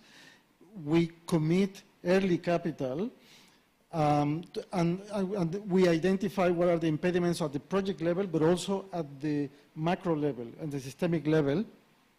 And if we see at that level problems in regulation, problems in market infrastructure, or systemic failures, we bring the World Bank to address those at a systemic level, not for the benefit of one project, but for the benefit of the entire market. So this is how we work on this, on the demand side. Can you give an example within Africa, for example, a very different kind of on the demand side dynamics because certain things were in place? You know, like Kenya, Nigeria. So I don't know enough cases in Africa, but I know cases in Latin America. Okay. And in Ecuador, for example, there are two things that we're running in parallel that are very good examples for this. One is in the fishing industry. the Ecuadorian government is working with our support, but mostly with support from the European Union to address issues of sustainability in the fishing industry, particularly tuna. And we are doing two things. We have offered technical advice to overcome those challenges, but at the same time, from the supply perspective, this is how we close the loop. From a supply perspective, we will work with the companies that are involved in the fishing industry, because once those systemic issues are addressed, we will need to address other issues from the operation side. For example, replacing old ships, replacing the engines, which are diesel powered and very inefficient, replacing the entire connectivity in power on all these companies that need to process all this tuna to make the industry much more sustainable. So this is where we combine the supply and demand in the same industry, no, to make it sustainable. Also in Ecuador, power is a problem, electricity is a problem. And there are problems of supply, but that's not the main issue. The main issue is the demand, simply because the current regulatory environment is not conducive for companies to operate more efficiently, to produce renewable energy, and complement the very inefficient energy matrix that Ecuador has, no? And if you probably saw it in the news a few months ago only, they had to shut down the power services for 8 or 10 hours every day because there was simply not enough power. Ecuador relies on hydroelectric energy, and with the climate change and the very long droughts that they faced, there were long periods of time that they simply didn't have enough power for everything. They had an agreement to buy power from Colombia, but guess what? Colombia was also affected by the same drought. So the Colombians could not sell energy to Ecuador. So they need to switch to a different model. This is addressing the demand, and then we can work on the supply. Got it. Thank you for that example. I think it's only through examples, which I call sandboxes, where we can learn how to do things differently, including what works, what doesn't work. So I just realized, Julio, that you completely avoided my second question of the two. We focus on the law, but on the private sector, that kind of joke that I mentioned that Luciano Coutinho said, Brazil is capitalism without capitalists. Of course, that's not true. There's great capitalists also in Brazil and all over the world, but my experience is that there's always a complaint. No? It's easy to say business has problems, and it's because it's too much red tape, there's bureaucracy, there's tax, there's too much planning, regulation, and if we get rid of all that, the animal spirits will roar.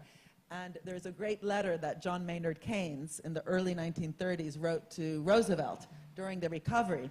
He said, we have a problem. We thought that these businesses were lions, wolves, and tigers, but they're actually pussycats. So it's interesting. So that's why I put the lion and the pussycat on the cover of my book, The Entrepreneurial State, because the assumption that business wants to invest, wants to be innovative, but it's in a cage where then the public sector just has to remove these barriers, is very different from what Keynes was saying, which was we need to create these animal spirits. We need to get business to even want to roar, right? It kind of comes back to this demand side. Can you think of some examples where in Brazil, it wasn't because the bureaucracy or the law, but there was actually this unwillingness, if you want, to invest, maybe some inertia. Some people might call it rents instead of profits, kind of incumbency effects. As I said before, maybe laziness, we can use whatever word, and then something happened that created a lot of dynamism, whether it's in agribusiness, whether it's in the aerospace industry, whether it's in biotech. There's so many great examples in Brazil of innovation, but examples of something that changed to create this innovative landscape and perhaps also reflect on the experience of Bradesco or any private financial institution that was part of that. So my mission to avoid your question was not successful. Marian, I think you raised several good points. I think there is a saying in Brazil that says that Brazil is not for amateurs. Because you have to, and I think this applies to every country. We need to know the idiosyncrasies and the challenges, and that's why maybe this is a way for us to say that we believe we are different. But any business, but especially the financial business in Brazil, is a very risky activity. So I don't see the financial institutions in a, I would say, risk avoidance perspective, because we are in the midst of risk. Everything we do, every financial, every loan, every product has this, this inevitability of risk. So, and at the same time, Brazil was structured in the midst of the inflation period. So until 1994, I remember when I joined the law firm that I was working as a trainee, the inflation at month by month was 89%. So this is crazy and difficult. So this changed the way the banks, they had to operate. They had to create products and they had to take risks. I think when it comes to, I would say, finance or stimulate risk in the private sector, I think the banks, they can do an important role, because sometimes the government, in the, as you mentioned before, the procurement, the public administrative, there is an expression that Brazil has the public administrative law of fear, because the government authority says, I will do only what I'm asked to do. I will not go beyond. If I go beyond, I have to take a substantial risk for that. So that's why it's important to coordinate with the government and to stimulate and to provocate. The society has this role to provocate changes in the law. The law, you mentioned NASA. Without the change in the law, you will not change the behavior. This is the reality, especially in the government side. But the financial sector can do that. And I see, we, especially in the more recent years, the evolution of products that have been implemented. So green bonds, social bonds. When we say that we will have a better loan to you if you do things right, if you stimulate the community, if you use that in sewage, if you use that in housing, public housing and things like that. This is a way to stimulate. At the same time, it means that we are taking the risk to participate in this new economy.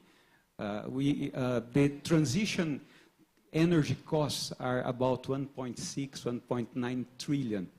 So the banks, they have to be there and participate to achieve that, if you really want to be part of this, the provocation of the needs for the energy transition. So I don't know if I answer properly, but what I mean is that I saw some good examples that I can show you of projects that started in a way and they changed it, not because of the law, but because the bank said, I will not finance that. And the private sector would say, no, but I'm following everything. This is the guideline. This is the concession that I want. Okay, but you're not following these guidelines that we are here. And that's why the coalition, the joint participation of the banks, it is important, because if I have a different view of what is necessary, and Manuel has another view, maybe he will say, no, this is not important, and they will not stimulate the change. But when the banks, they have the same view, and I believe the evolution that I mentioned, and the creative principles and so on, they show that. So you see, Brazil has a very important matrix of energy. So, but you see, more and more recently, this matrix is coming to the transition energy for a lot of factors, but you can count that one important factor is because the financial institutions, the multilateral agents, they have shown this is the right way to go. Interesting. Do you know, the same guy in NASA who talked about procurement also talked about a good relationship between public and private, and he had clauses in those procurement contracts of no excess profits. So excess profits for the classical economists, Marx, David Ricardo, Adam Smith, was called rents.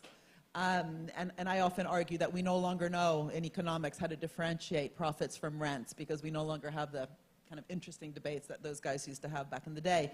But in many countries, the private financial sector, especially also its dependency sometimes in bad times to get bailed out by the public sector. In good times, you know, we privatize those rewards, so we socialize risks, privatize rewards. In a country like Brazil, where there's a progressive leader, or in in Spain, or in Chile, I always ask myself, what would be a progressive stance on these issues of sustainability that also talk about inclusion, so inclusion and sustainability and innovation. Without innovation, we have no growth. So we should almost start with innovation, investment-led growth, start directing that innovation, as I said, towards big problems of which at COP we talk about climate change, but also in a pre-distributive way, not redistributive through tax, but in a pre-distribution way, the right public-private, the right capital-labor, the right relationships from the start. Where are some examples for each one of you? And then, are we opening it up to the audience? I have no idea. I told you I'm a bad moderator. I think we're not, right? Are we? Who's the boss? No? I think they said no. Do you know? Anyway, so let's just keep talking. Can you give an example where the way that the contracts or the relationships were formed were both targeting an outcome, and here we're talking about energy, sustainability, but also a fair rewards in terms of socialization of the risks and socialization of the rewards, not because of socialism, but good capitalism, you know, finance 101, risks and rewards.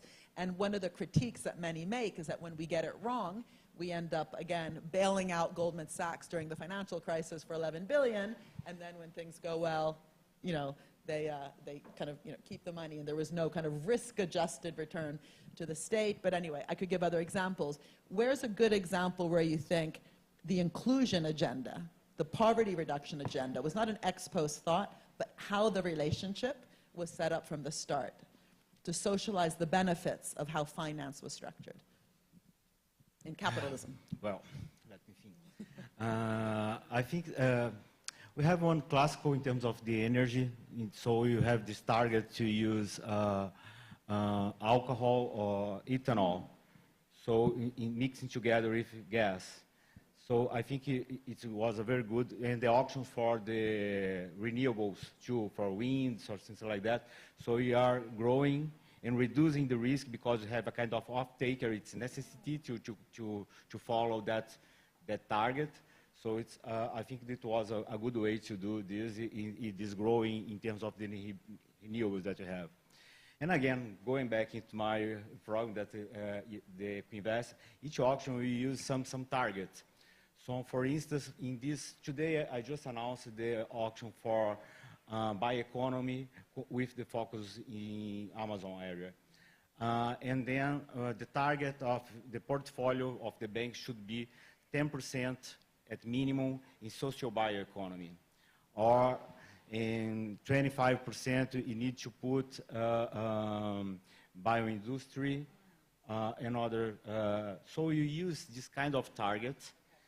Then, as you are bringing this public money, this catalytic capital, we use some target for the private banks and the companies to reach that public policy. So it's working. You have this target with degraded lands. We had a very good result. So again, it's a way to do that, in my experience. But what Julio said is very good, because you are allowed to do what the law permits. And it's not supposed to do everything beyond of that.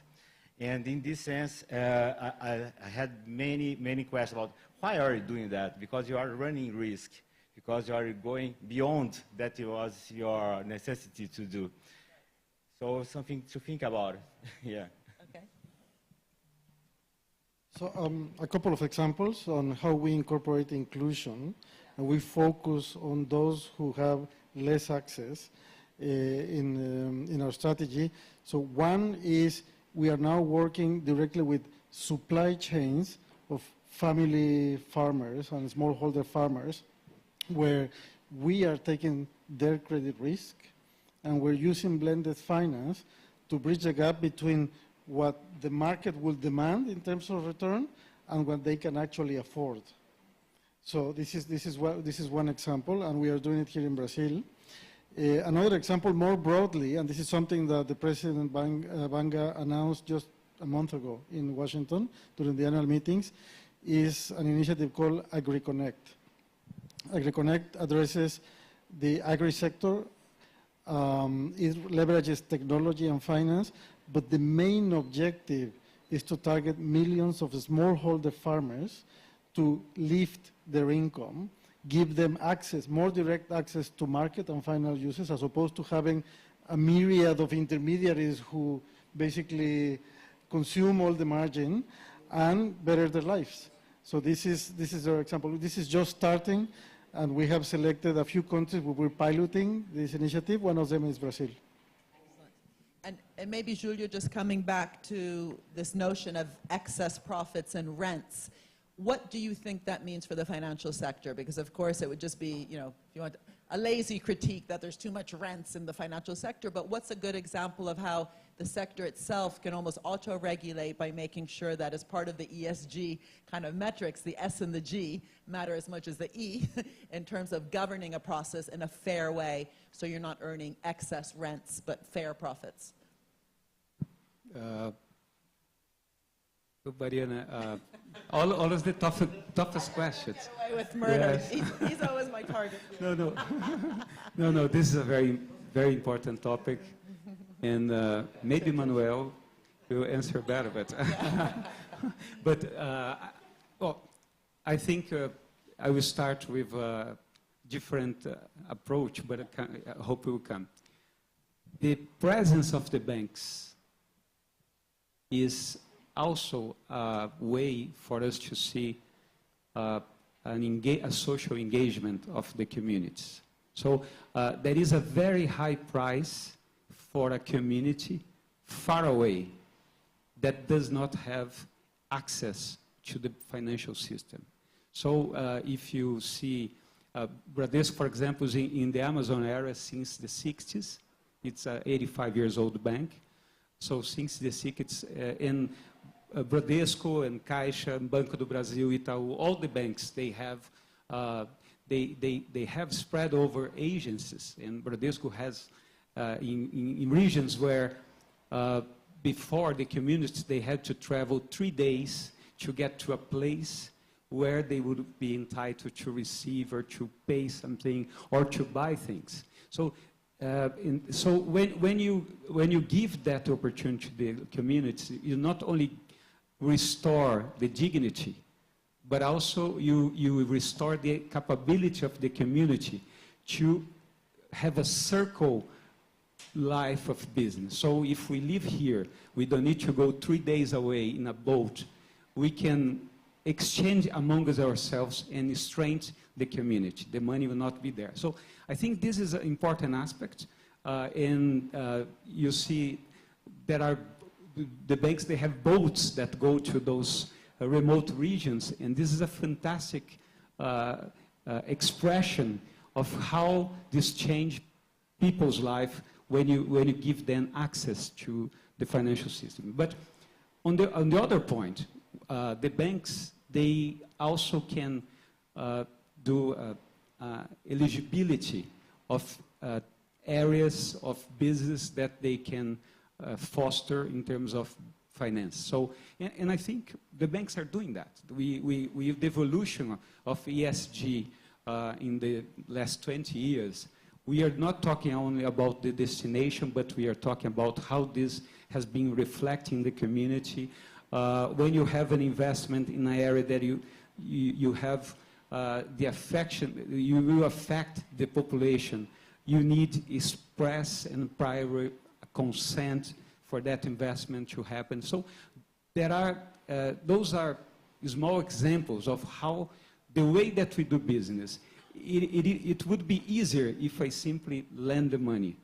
I would send the money and you will accept. But when I start applying some requirements to this, I make my business more difficult, but at the same time, there is a bigger reward because I'm being part of this process. So when I participate and I engage myself in a community far away This community probably is not the most profitable community, but it's important because the presence of the banks, they restore the dignity and strengthen ties with the community. So, yeah. I mean, it's a great example of, you know, providing banking to who before was unbankable or unbanked, but it doesn't necessarily also answer the question of the form of finance. You know, just giving money doesn't give dignity. It's the structure of the money. It's the structure of the rewards. And I think finding examples like the ones all of you have given, learning kind of how to improve the way we do it. And of course, with finance, you know, blockchain and all these kind of new technologies which potentially reduce the intermediation, you know, the financial intermediation, reducing the intermediation to have a much more direct relationship with the customer. It's interesting to see whether that becomes a problem of lack of transparency and accountability, or does it help us create more good, you know, financing for good. I don't know if you want to just maybe finish on that, kind of the future of AI and blockchain and so on, where you see that in terms of helping us structure finance in a way that's both transparent but is also doing good. We didn't, I think, have a roaming microphone, so I'm assuming that there was no Q&A plan, but if we can maybe just finish on that, because there's such a big debate out there on what's actually happening around artificial intelligence. Yes, I was wondering about that one time ago, and I think in terms of this problem, in terms of the additionality, could be a very good instrument because you can follow the money and the delivery of the goods. So I think it could be a very interesting way to go, in my perspective. And then if I'm financing one farm that should recover their land, so you can, we know where the money goes, and then what they are paying for, and then what they are delivering to us. So it could be a very interesting to do. Yeah. Definitely. From our perspective, I think technology, digital technology and artificial intelligence will be key for us to bridge the gap between producers and markets and have access to information, have access to markets, have access to finance and other financial services, not just credit, being able to choose who do I sell to, who's offering which price, where do I get this tool. Maybe going all the way to taking a photograph of the tree and immediately knowing what's wrong with the tree. Where do I get what I need to make it go well? Or it's already happening. Taking photographs with drones of a plantation and figuring out what is missing in which part of the harvest. So, and this will only be achieved by leveraging technology, and that's exactly the backbone of what we are trying to do with family farmers. Well, last word, I just remember I had a professor who used to say that you cannot desire one thing and its opposite at the same time. So we all want technology, AI, and we all understand the importance. And at the same time, we all understand the importance of access and transparency and so on. I think the challenge is how to do that in a safer way, in a way that I can really not miss the point of then jeopardizing how the community or how the clients or how the people. So, but I think we are still in the learning curve of this process. So I think we passed the moment that AI was something that we didn't understand.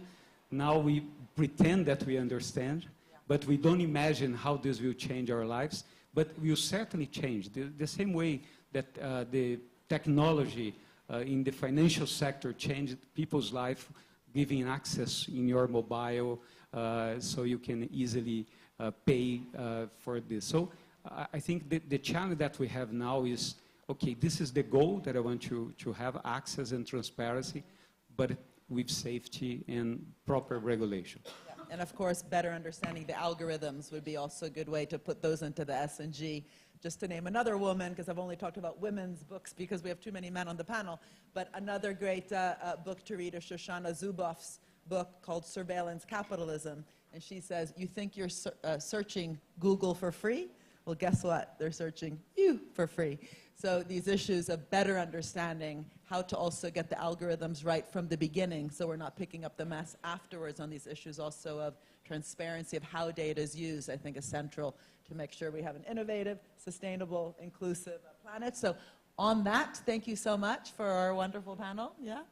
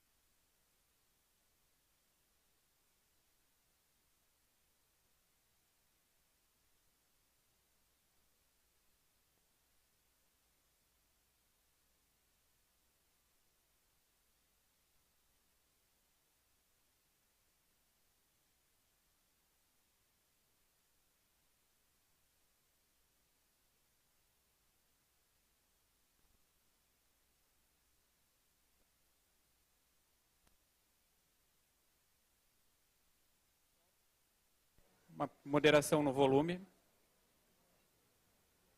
Moderation in the volume. I'm well, specialist in sustainability at Itaú Unibanco, and it's a huge joy to welcome you here.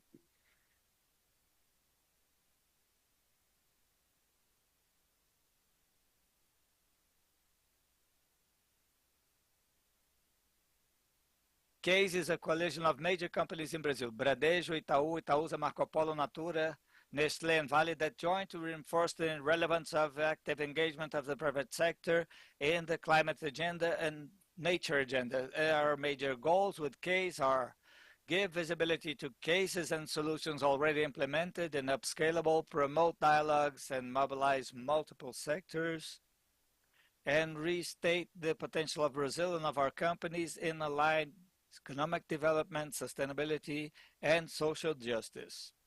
Casa C.A.S.E will be active till November 17th, approaching in every day of the grid topic connected to the COP's action agenda. We've had food systems, bioeconomy, infrastructure, and today is the day of finance. And we'll have still energy transition, just transition, and circular economy. Keep your eye on our program. I want to leave our thanks to the approximately 100 speakers that agreed to be with us this week, giving life to our case, and also the members of the coalition that are making all this happen, our knowledge partners, Mandala, Accenture, and Sebedis, and the producer, TM1. We hope you enjoy CA.S.E. And once again, we ask for moderation in the volume in respect of our keynote, and we'll begin our keynote session of another day at CA.S.E to speak about the role and evolution of the financial systems in tackling climate crisis, with focus on how private equity can be mobilized to fund adaptation in large scale. I have the honor to invite to the stage the Brazilian American economist, professor of the University of Columbia and emerit professor of the University of Princeton, member of the Science Academies of Brazil and the United States, José Schenkman. The stage is all yours, sir.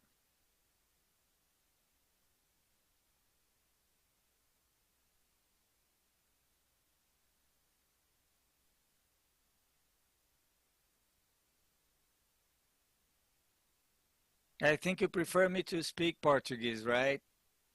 So I'll speak in Portuguese. I like speak Portuguese when I'm in Brazil because I spend weeks not being here and sometimes months. So I have my little notebook here with my notes. So I'll begin taking a look.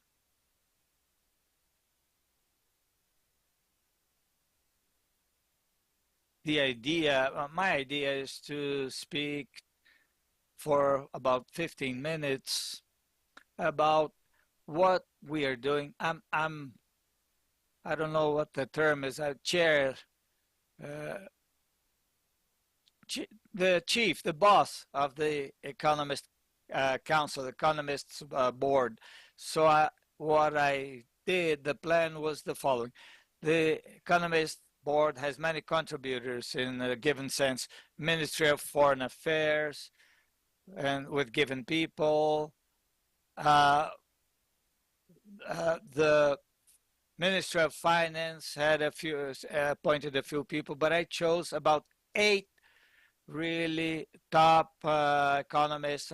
There's Nobel Prizes, many colleagues in the Science Academies of the United States. So it's a group of people with major universities throughout the world. And what this group tried to do, the idea of this group was to bring the discussion behind, like a backstage of what people are doing. I worked in many fields of economics, especially in finance, and I also began working and being interested for the Amazon region, for the ability of to regenerate in the Amazon region and its ability to capture carbon. But I had no experience in COPs.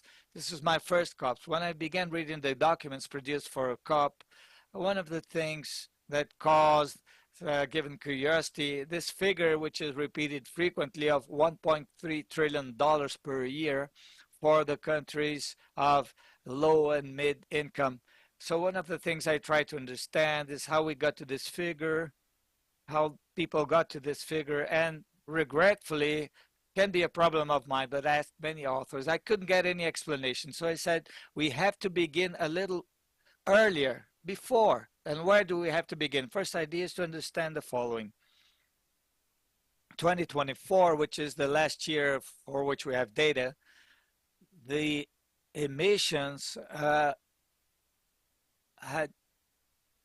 we talk a lot about the famous NDCs, the national determinants of carbon.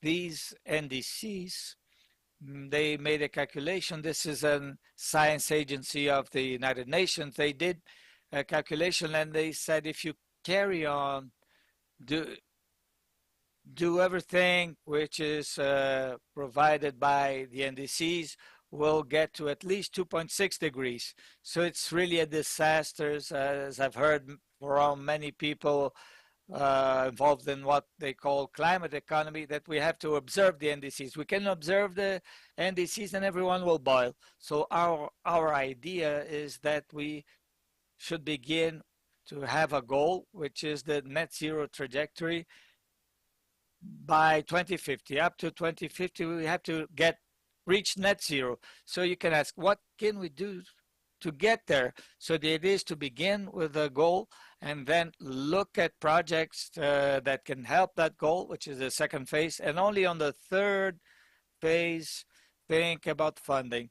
I know there are many bankers, many people involved with banks, and you don't think funding without thinking on the projects and with given detail, because funding is not only an amount of money, it's when it's going to be repaid, etc., etc. None of that is in this 1.3 billion per year. So the other thing that presently we know the rich countries reduce their carbon footprint, and they took everything the North Americans call low-hanging fruit, the fruit that is easy to pluck from the tree. So we need, now the problem is, even if all countries, rich countries, would get to net zero, even up to 2035, it wouldn't be much use in terms of goal. We would have to increase our contribution of very much for the reduction of production and poor and mid-sized countries. The mid-sized countries are the ones that emit more. So we know that all the investments in the low and mid income in 2023, the last year we have figures for, is less than $200 billion. So we are far from what we need for these countries to be able to reduce their capacity. And the issue is, why is it so low? What is missing? So I think this is much less the idea of inventing a new financial instrument, a new way of funding. It's much more a lack of trust in the quality of the green projects. And many emerging countries and poorer countries, well, there is a lack of a legal situation. Everyone here is Brazilian, right? So you know our judiciary system. Sometimes you have a project for electricity, a judge says, look, you can't charge so much. Although everything is on paper, so, or everything is, it's in roll, there's a problem with the reduction of the intervention of the judiciary in this issue, and wrong incentives often. So we begin from the baseline. What's the baseline? The atmosphere doesn't care for who's producing emissions and where they're being captured. For them, they only add. It's an easy calculation. Add all emissions, reduce all the captures, end of story. That's accounting the atmosphere does. Maybe it's dumb, but that's how the atmosphere works. And the mechanic, the physical of fluids and gases is very complicated, but that's something we already know. So given that, we have to give priority to reducing the emissions in the places where it's cheaper to reduce emissions. First thing we have to remember, where it's cheaper. So I think this is the first thing we have to think of. Now, if you ask an economist how we organize the world in such a way, the cheaper emissions, the emissions that are cheaper to reduce, or the captures that are easier or cheaper to do are done earlier. The answer from an economist is very simple: organize the market. Because in the market, people will buy the reduction of emissions, and in the reduction of emissions, when the guy buys the reduction of emissions, he'll look for the cheaper one. That's how ETS in Europe works, right? There's a possibility of you have a factory, it's very hard to reduce emissions, you buy quotas. That is the system that works. So it not only works in theory, in practice and other things, but it works in the climate practice. Well, the corollary of this is that how more integrated the carbon markets are, better it is for the world. So you have more opportunities for cheap reductions. That's the second point. Obviously, we won't have total integration. There are countries that are totally against even the existence of a carbon market. I was in the pre-COP, I was impressed with the discourse from Saudi Arabia, and the discourse of Venezuela, which was the same one, but more illustrated with more flowers, but this story that you can reduce oil and can subsidize alternatives. So what we suggested, and with a speed that was completely surprising to me and adopted by the Brazilian government, is the open coalition. Create a group of countries, voluntary, any country can come in. You have to attend to the rules, you have to follow the rules, and you must coordinate your carbon markets. That's something which is important. Now, how this open college is, as this open college is going to be an open thing, there won't be someone to decide, a core person to decide, like Europe has the so-called commission that provides the rule. So this market will have to have rules that are accepted by all, and these rules must be transparent, must be logical. So we thought on two things. First, you need a system to measure carbon, common, that everyone accepts. And second, which doesn't exist, is accounting. How do you count? How do you account for carbon? How do you reach a good? And you see this good has so much carbon. There's no accepted system. It's something interesting because in the United States, after the crisis of '29, which really decimated the North American financial market, first thing they did was they said, let's invent financial instruments that are more sophisticated. They're not subject to that. All sophistication already existed, but what was lacking there was a rule that, in the sense, the companies had to produce figures that were compatible with given rules. So the profit had nothing to do with the reality, and it doesn't today. It doesn't either. But there was no consistency among companies. So that is a serious problem. So we're suggesting this system to measure, so we can do risk management and to do accounting, to transmit through the chain, transmit carbon through the chain. It's impressive we don't do that. And if someone wants to ask a question, there are even resistances, I can tell you, around, and I can talk to you about that later. Well, that system is something important. Now, one member country, and I've told the people at BNDES, well, we hope the open collision, that's the best thing that can happen, but may not happen. I think Brazil can adopt a system, because adopting a transparent system as how to measure, how to count in the chain carbon it'll be much more believable, so to say, and will attract much more green investment than we attract today. It would be good to have a common system for everyone, but Brazil can give an example. Well, I'm almost over. Let me see what else I want to say. Another thing we did was the following. Brazil has a major potential for carbon capture. All the tropical forests together have a major potential to capture carbon. So for you to have an idea, if you take all the tropical forests, you get to a figure of almost 90 gigatons of capture. It's something huge.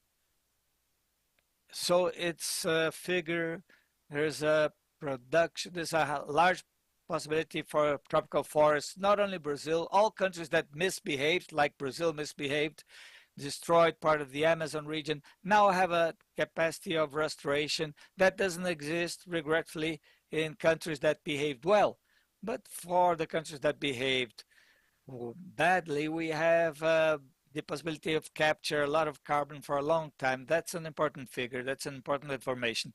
We have other ideas that are important that we don't have to discuss here, but let me finish talking about finance. In finance, you saw I left it for the end because it's the end of the story, but it's very important because the market will help the flow of funds to fund the less wealthy countries because they have more opportunity of decarbonization because the rich countries did what they could already and they have the largest machine to capture carbon. We know nowadays. In the future we can have the magic machine from Bill Gates, but what we have today is tropical forests. Nothing wins tropical forests. About finance, I want to tell you two things that are important. First of all, you have to measure the finance limitations, something I teach all my students and I teach when I was in Chicago, in person, now in Colombia, is that financial markets are genial, but they have limitations. First limitation is the financial market can only distribute, spread risk. They can't eliminate risk. So it can only redistribute risk. And what do we mean by that? That there isn't a way of eliminating what we call systematic risk. If someone tells you, look, I will emit a bonus that I will sell at 7%, but I fund myself. Sorry, he says, I'll buy a bonus that pays me 7%, but I will finance myself with a bonus that pays me 4%. I'm running some risk. There's no way. And the guy who lent me at 4% is running risk because if I don't get any money, because my 7% are risky. Second thing that is also very important is that regretfully, it's another urban myth. The urban myth is the following. There's a major demand for green bonds.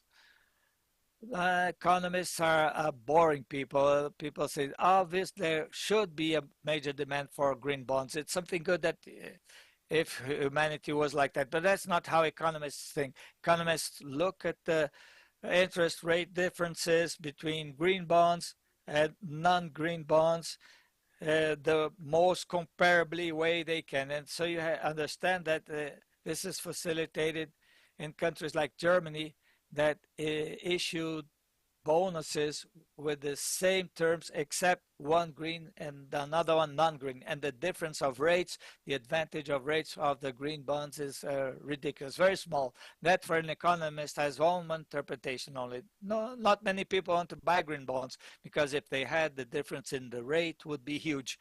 So these are the limitations. So to think of doing finance, I see many proposals for finance in these climate discussions that don't make any sense. But one of the things you must think is that finance limitations are finance limitations. There are many good things we can do. We can do projects. We can do projects well done. We can match the payments to income. We can think on saying the following: we can diversify the diversifiable risk, a very important role in finance. There are many things we can do, but we won't be able to do the impossible. Right now, I'm ready for questions.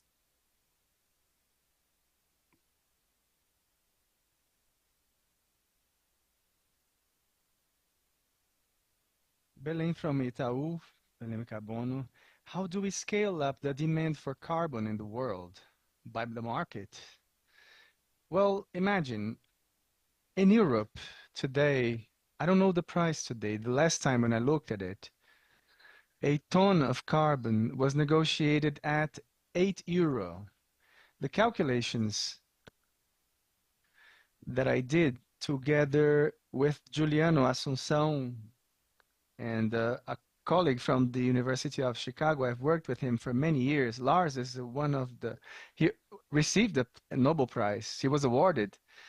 Our calculations is, if you were paid $25, it would be a good deal for Brazil. $50 the ton, it would be a great deal, awesome. So you increase the demand. You say, well, an European, instead of buy the issuance at $81, 81 euro right now, you can buy it at 50. And what happens? Europe can become more ambitious in its goals because it won't need so many European countries, and we'll say, well, let's give a relief to the companies or the consumers. There are many things you can do, but it's the only way. And the second good news is, if you see what science says, natural regeneration, which is practically for free, is truly efficient. You look at the satellites.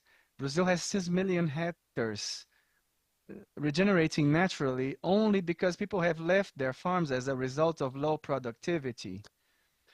This is something we call a type. People didn't want to reforest it. They just wanted to leave the business because they didn't make enough money. And the forest is reforesting, is growing again, is restoring itself again. And the restoration level is what it's predicted that it will reach almost the same as the pristine forest. It will take 90 years because the pristine forests, they last 90 years. But it's a good rhythm, it's a good pace. And as usual, these processes, the first 15 years, you accumulate a lot of carbon, 35, even more. So it's sensational. But you do need the market. Without the market, you won't be able to scale up.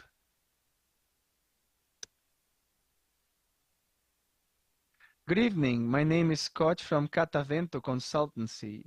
You mentioned the need for an adequate carbon accounting for this economy.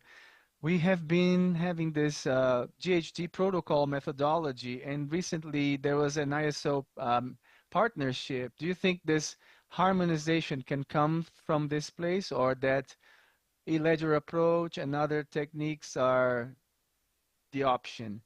Well, my opinion is this is a topic more for accountants than for economists, but it's really important. I'm not saying that accountants' business is less important. Some people have been thinking for a long time in terms of accounting for carbon. There is a Tom Heller project. He has an institute in Stanford and has been involved with some Cambridge folks. There are many good people with an accounting background. Bob Little, we worked for many years together. Lippmann, he's involved in this project. It's something of people who really understand about this issue. I think it's possible. The big danger is, as usual in these climate situations, somebody wants to throw like sand in the engine. And the idea is, well, let's not work. When you have carbon accounting, you'll be producing two figures. You'll be producing how much carbon has been done during the production of obtained during the production of a good, for instance, and it will be using how much was produced. The ratio, it will give you the carbon sum or amount, but for the atmosphere, you're thinking about the overall figures. So some people say, well, the overall figure doesn't matter. We only have to think about the content of that screw or that gas liter, which we are more interested in. They don't want to say how many liters of gas were spent. It's like saying, somebody says as a fraction, and we need the X and the Y, and I will give you X above or Y. You'll never know what X and Y are. So this is that's the din in this process. I think that eventually, I hope that the prevailing option will be the best one, but this is a problem for oil companies, because they're insisting that what you need is the ratio alone and the rest, forget about it. Professor Eduardo from Ematari people. I just saw in ChatGPT that today we have between 28 and 30 million people in the legal Amazon region. If we don't look after or take care of the people who live there, what's the point about planting trees? Because they'll have to topple it to eat. You're totally correct. We're trying to think about people first, because otherwise, well, we have to think about the people. Cocoa, andiroba, all these native plants. It seems there's so much money there, billions, but this money doesn't get there. I fully agree. Let's move by stages. First of all, the legal Amazon history is a thing about representatives looking for subsidies. Let's speak about the biome. That's the really important thing, instead of legal Amazon. Because somebody will get there and say, well, my municipality, etc. But I agree with you. There are many people living in the Amazon. The big problem will only be solved in the Amazon, in the cities. Nowadays, already, the Amazonian population, from these 28 or 30 million, the vast majority of them live in the city. In cities with a big fraction of these population is in the cities. But the Amazonian cities are, even for Brazilian levels, they're really, in two senses, disagreeable to live in, but they are also places where people are not able to acquire human capital, to purchase. I don't want to use the example of New York, but for instance, São Paulo, okay? If we move to São Paulo, you get there, probably he will earn less than what he earned before. But why does he move there? On several accounts. First of all, he himself will be learning. He will join a company in São Paulo and start learning the productive layers. The second point is his children will have better schools. I'm not saying good, but better than the schools of where he was. So the opportunities that the city offers are important. If you go to Manaus, a man who moves to Manaus, well, a first preface. Almost all economies, the longer a person stays, the more productive the person is, because they learn something. Manaus is an exception. If somebody leaves São Paulo for Manaus and then returns to São Paulo 5 years later, he's probably way below his colleague who stayed in São Paulo. But there are reasons for this. Of the students I had, Edward Glazer is a great expert in cities in the world nowadays, one of my incredible students.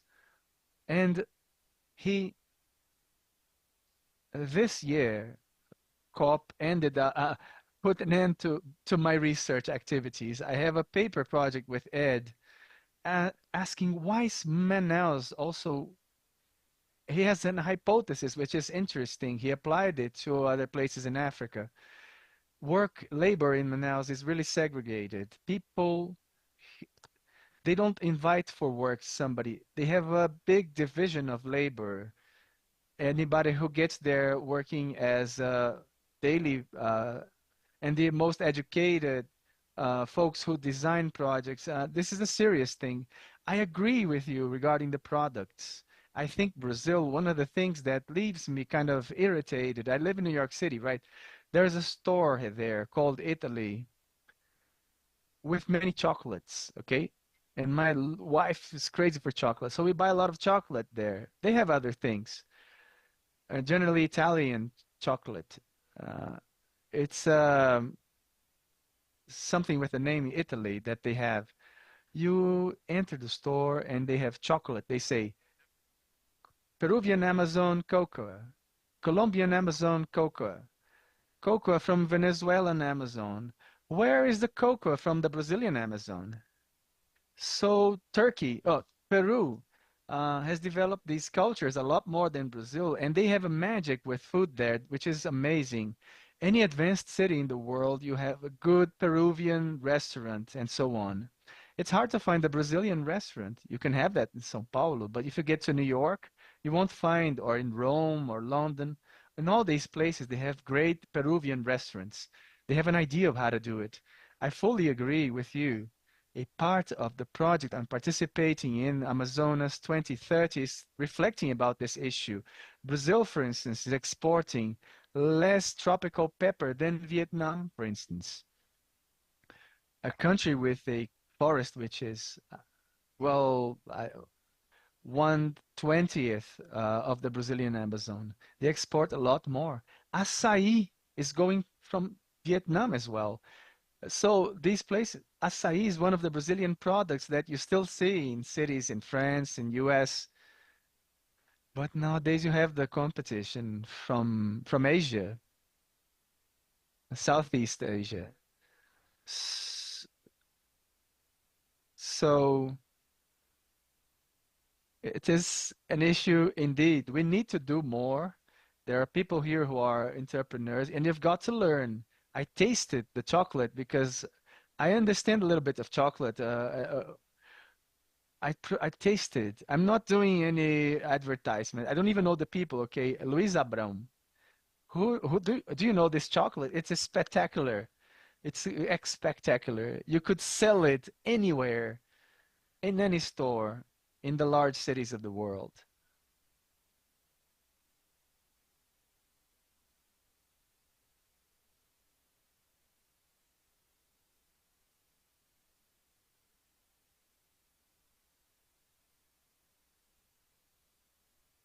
And they do the chocolate, and I saw them beginning. In the beginning, they only had the cocoa in the country. Now chocolate's also produced in the forest, and there's more work,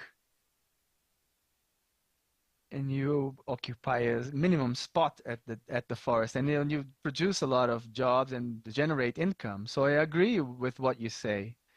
Good evening, Professor. Christina from Impact Fund. A question. In simple ways, risks associated to value and activity and bonds without price differentiation and the same perceived risks. Is it because the carbon market is a market of sustainability in which each active is not compared, therefore there's no way of pricing, and the carbon costs and the company alone, you can't change the market? What is it like? Well, in the IDS, it works. In the IDS, you have a market that works. You know that the number of ITS, it's interesting, as all markets, you have a lot of speculation. The number of permits which are traded year after year is, so the role changes more than once in a year.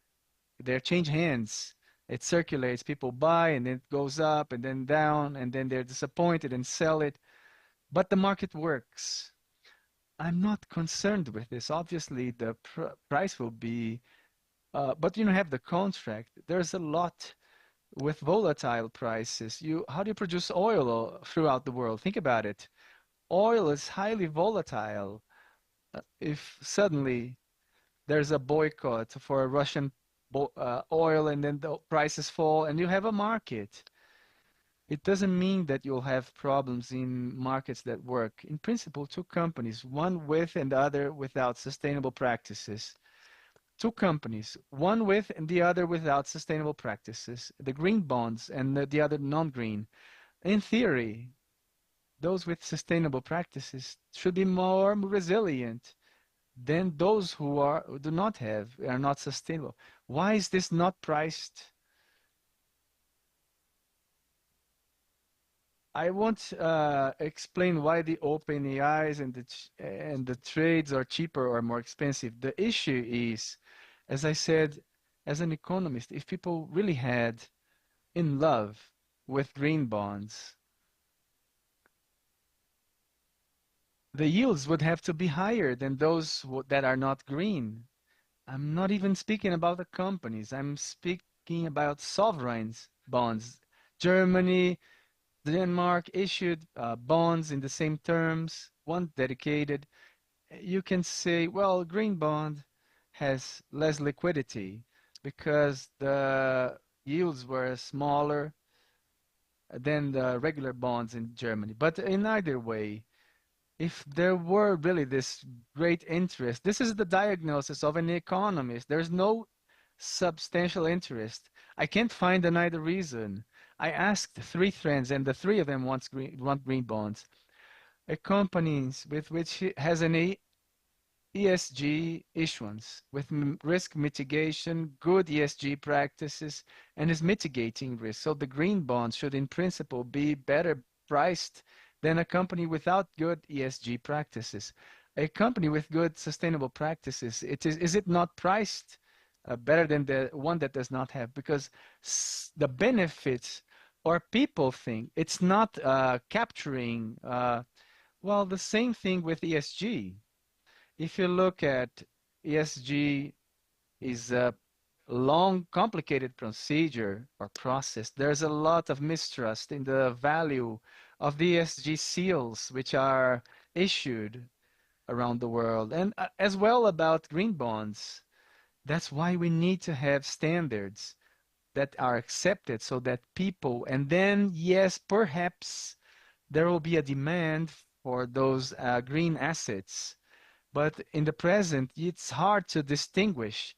And it's even more complicated with ESG because some things have a weight which doesn't have anything with the environment. They can be important, but it's like a salad of things. And some people only like lettuce, the others only like tomatoes. So the market doesn't work as well for all this. Are we finished?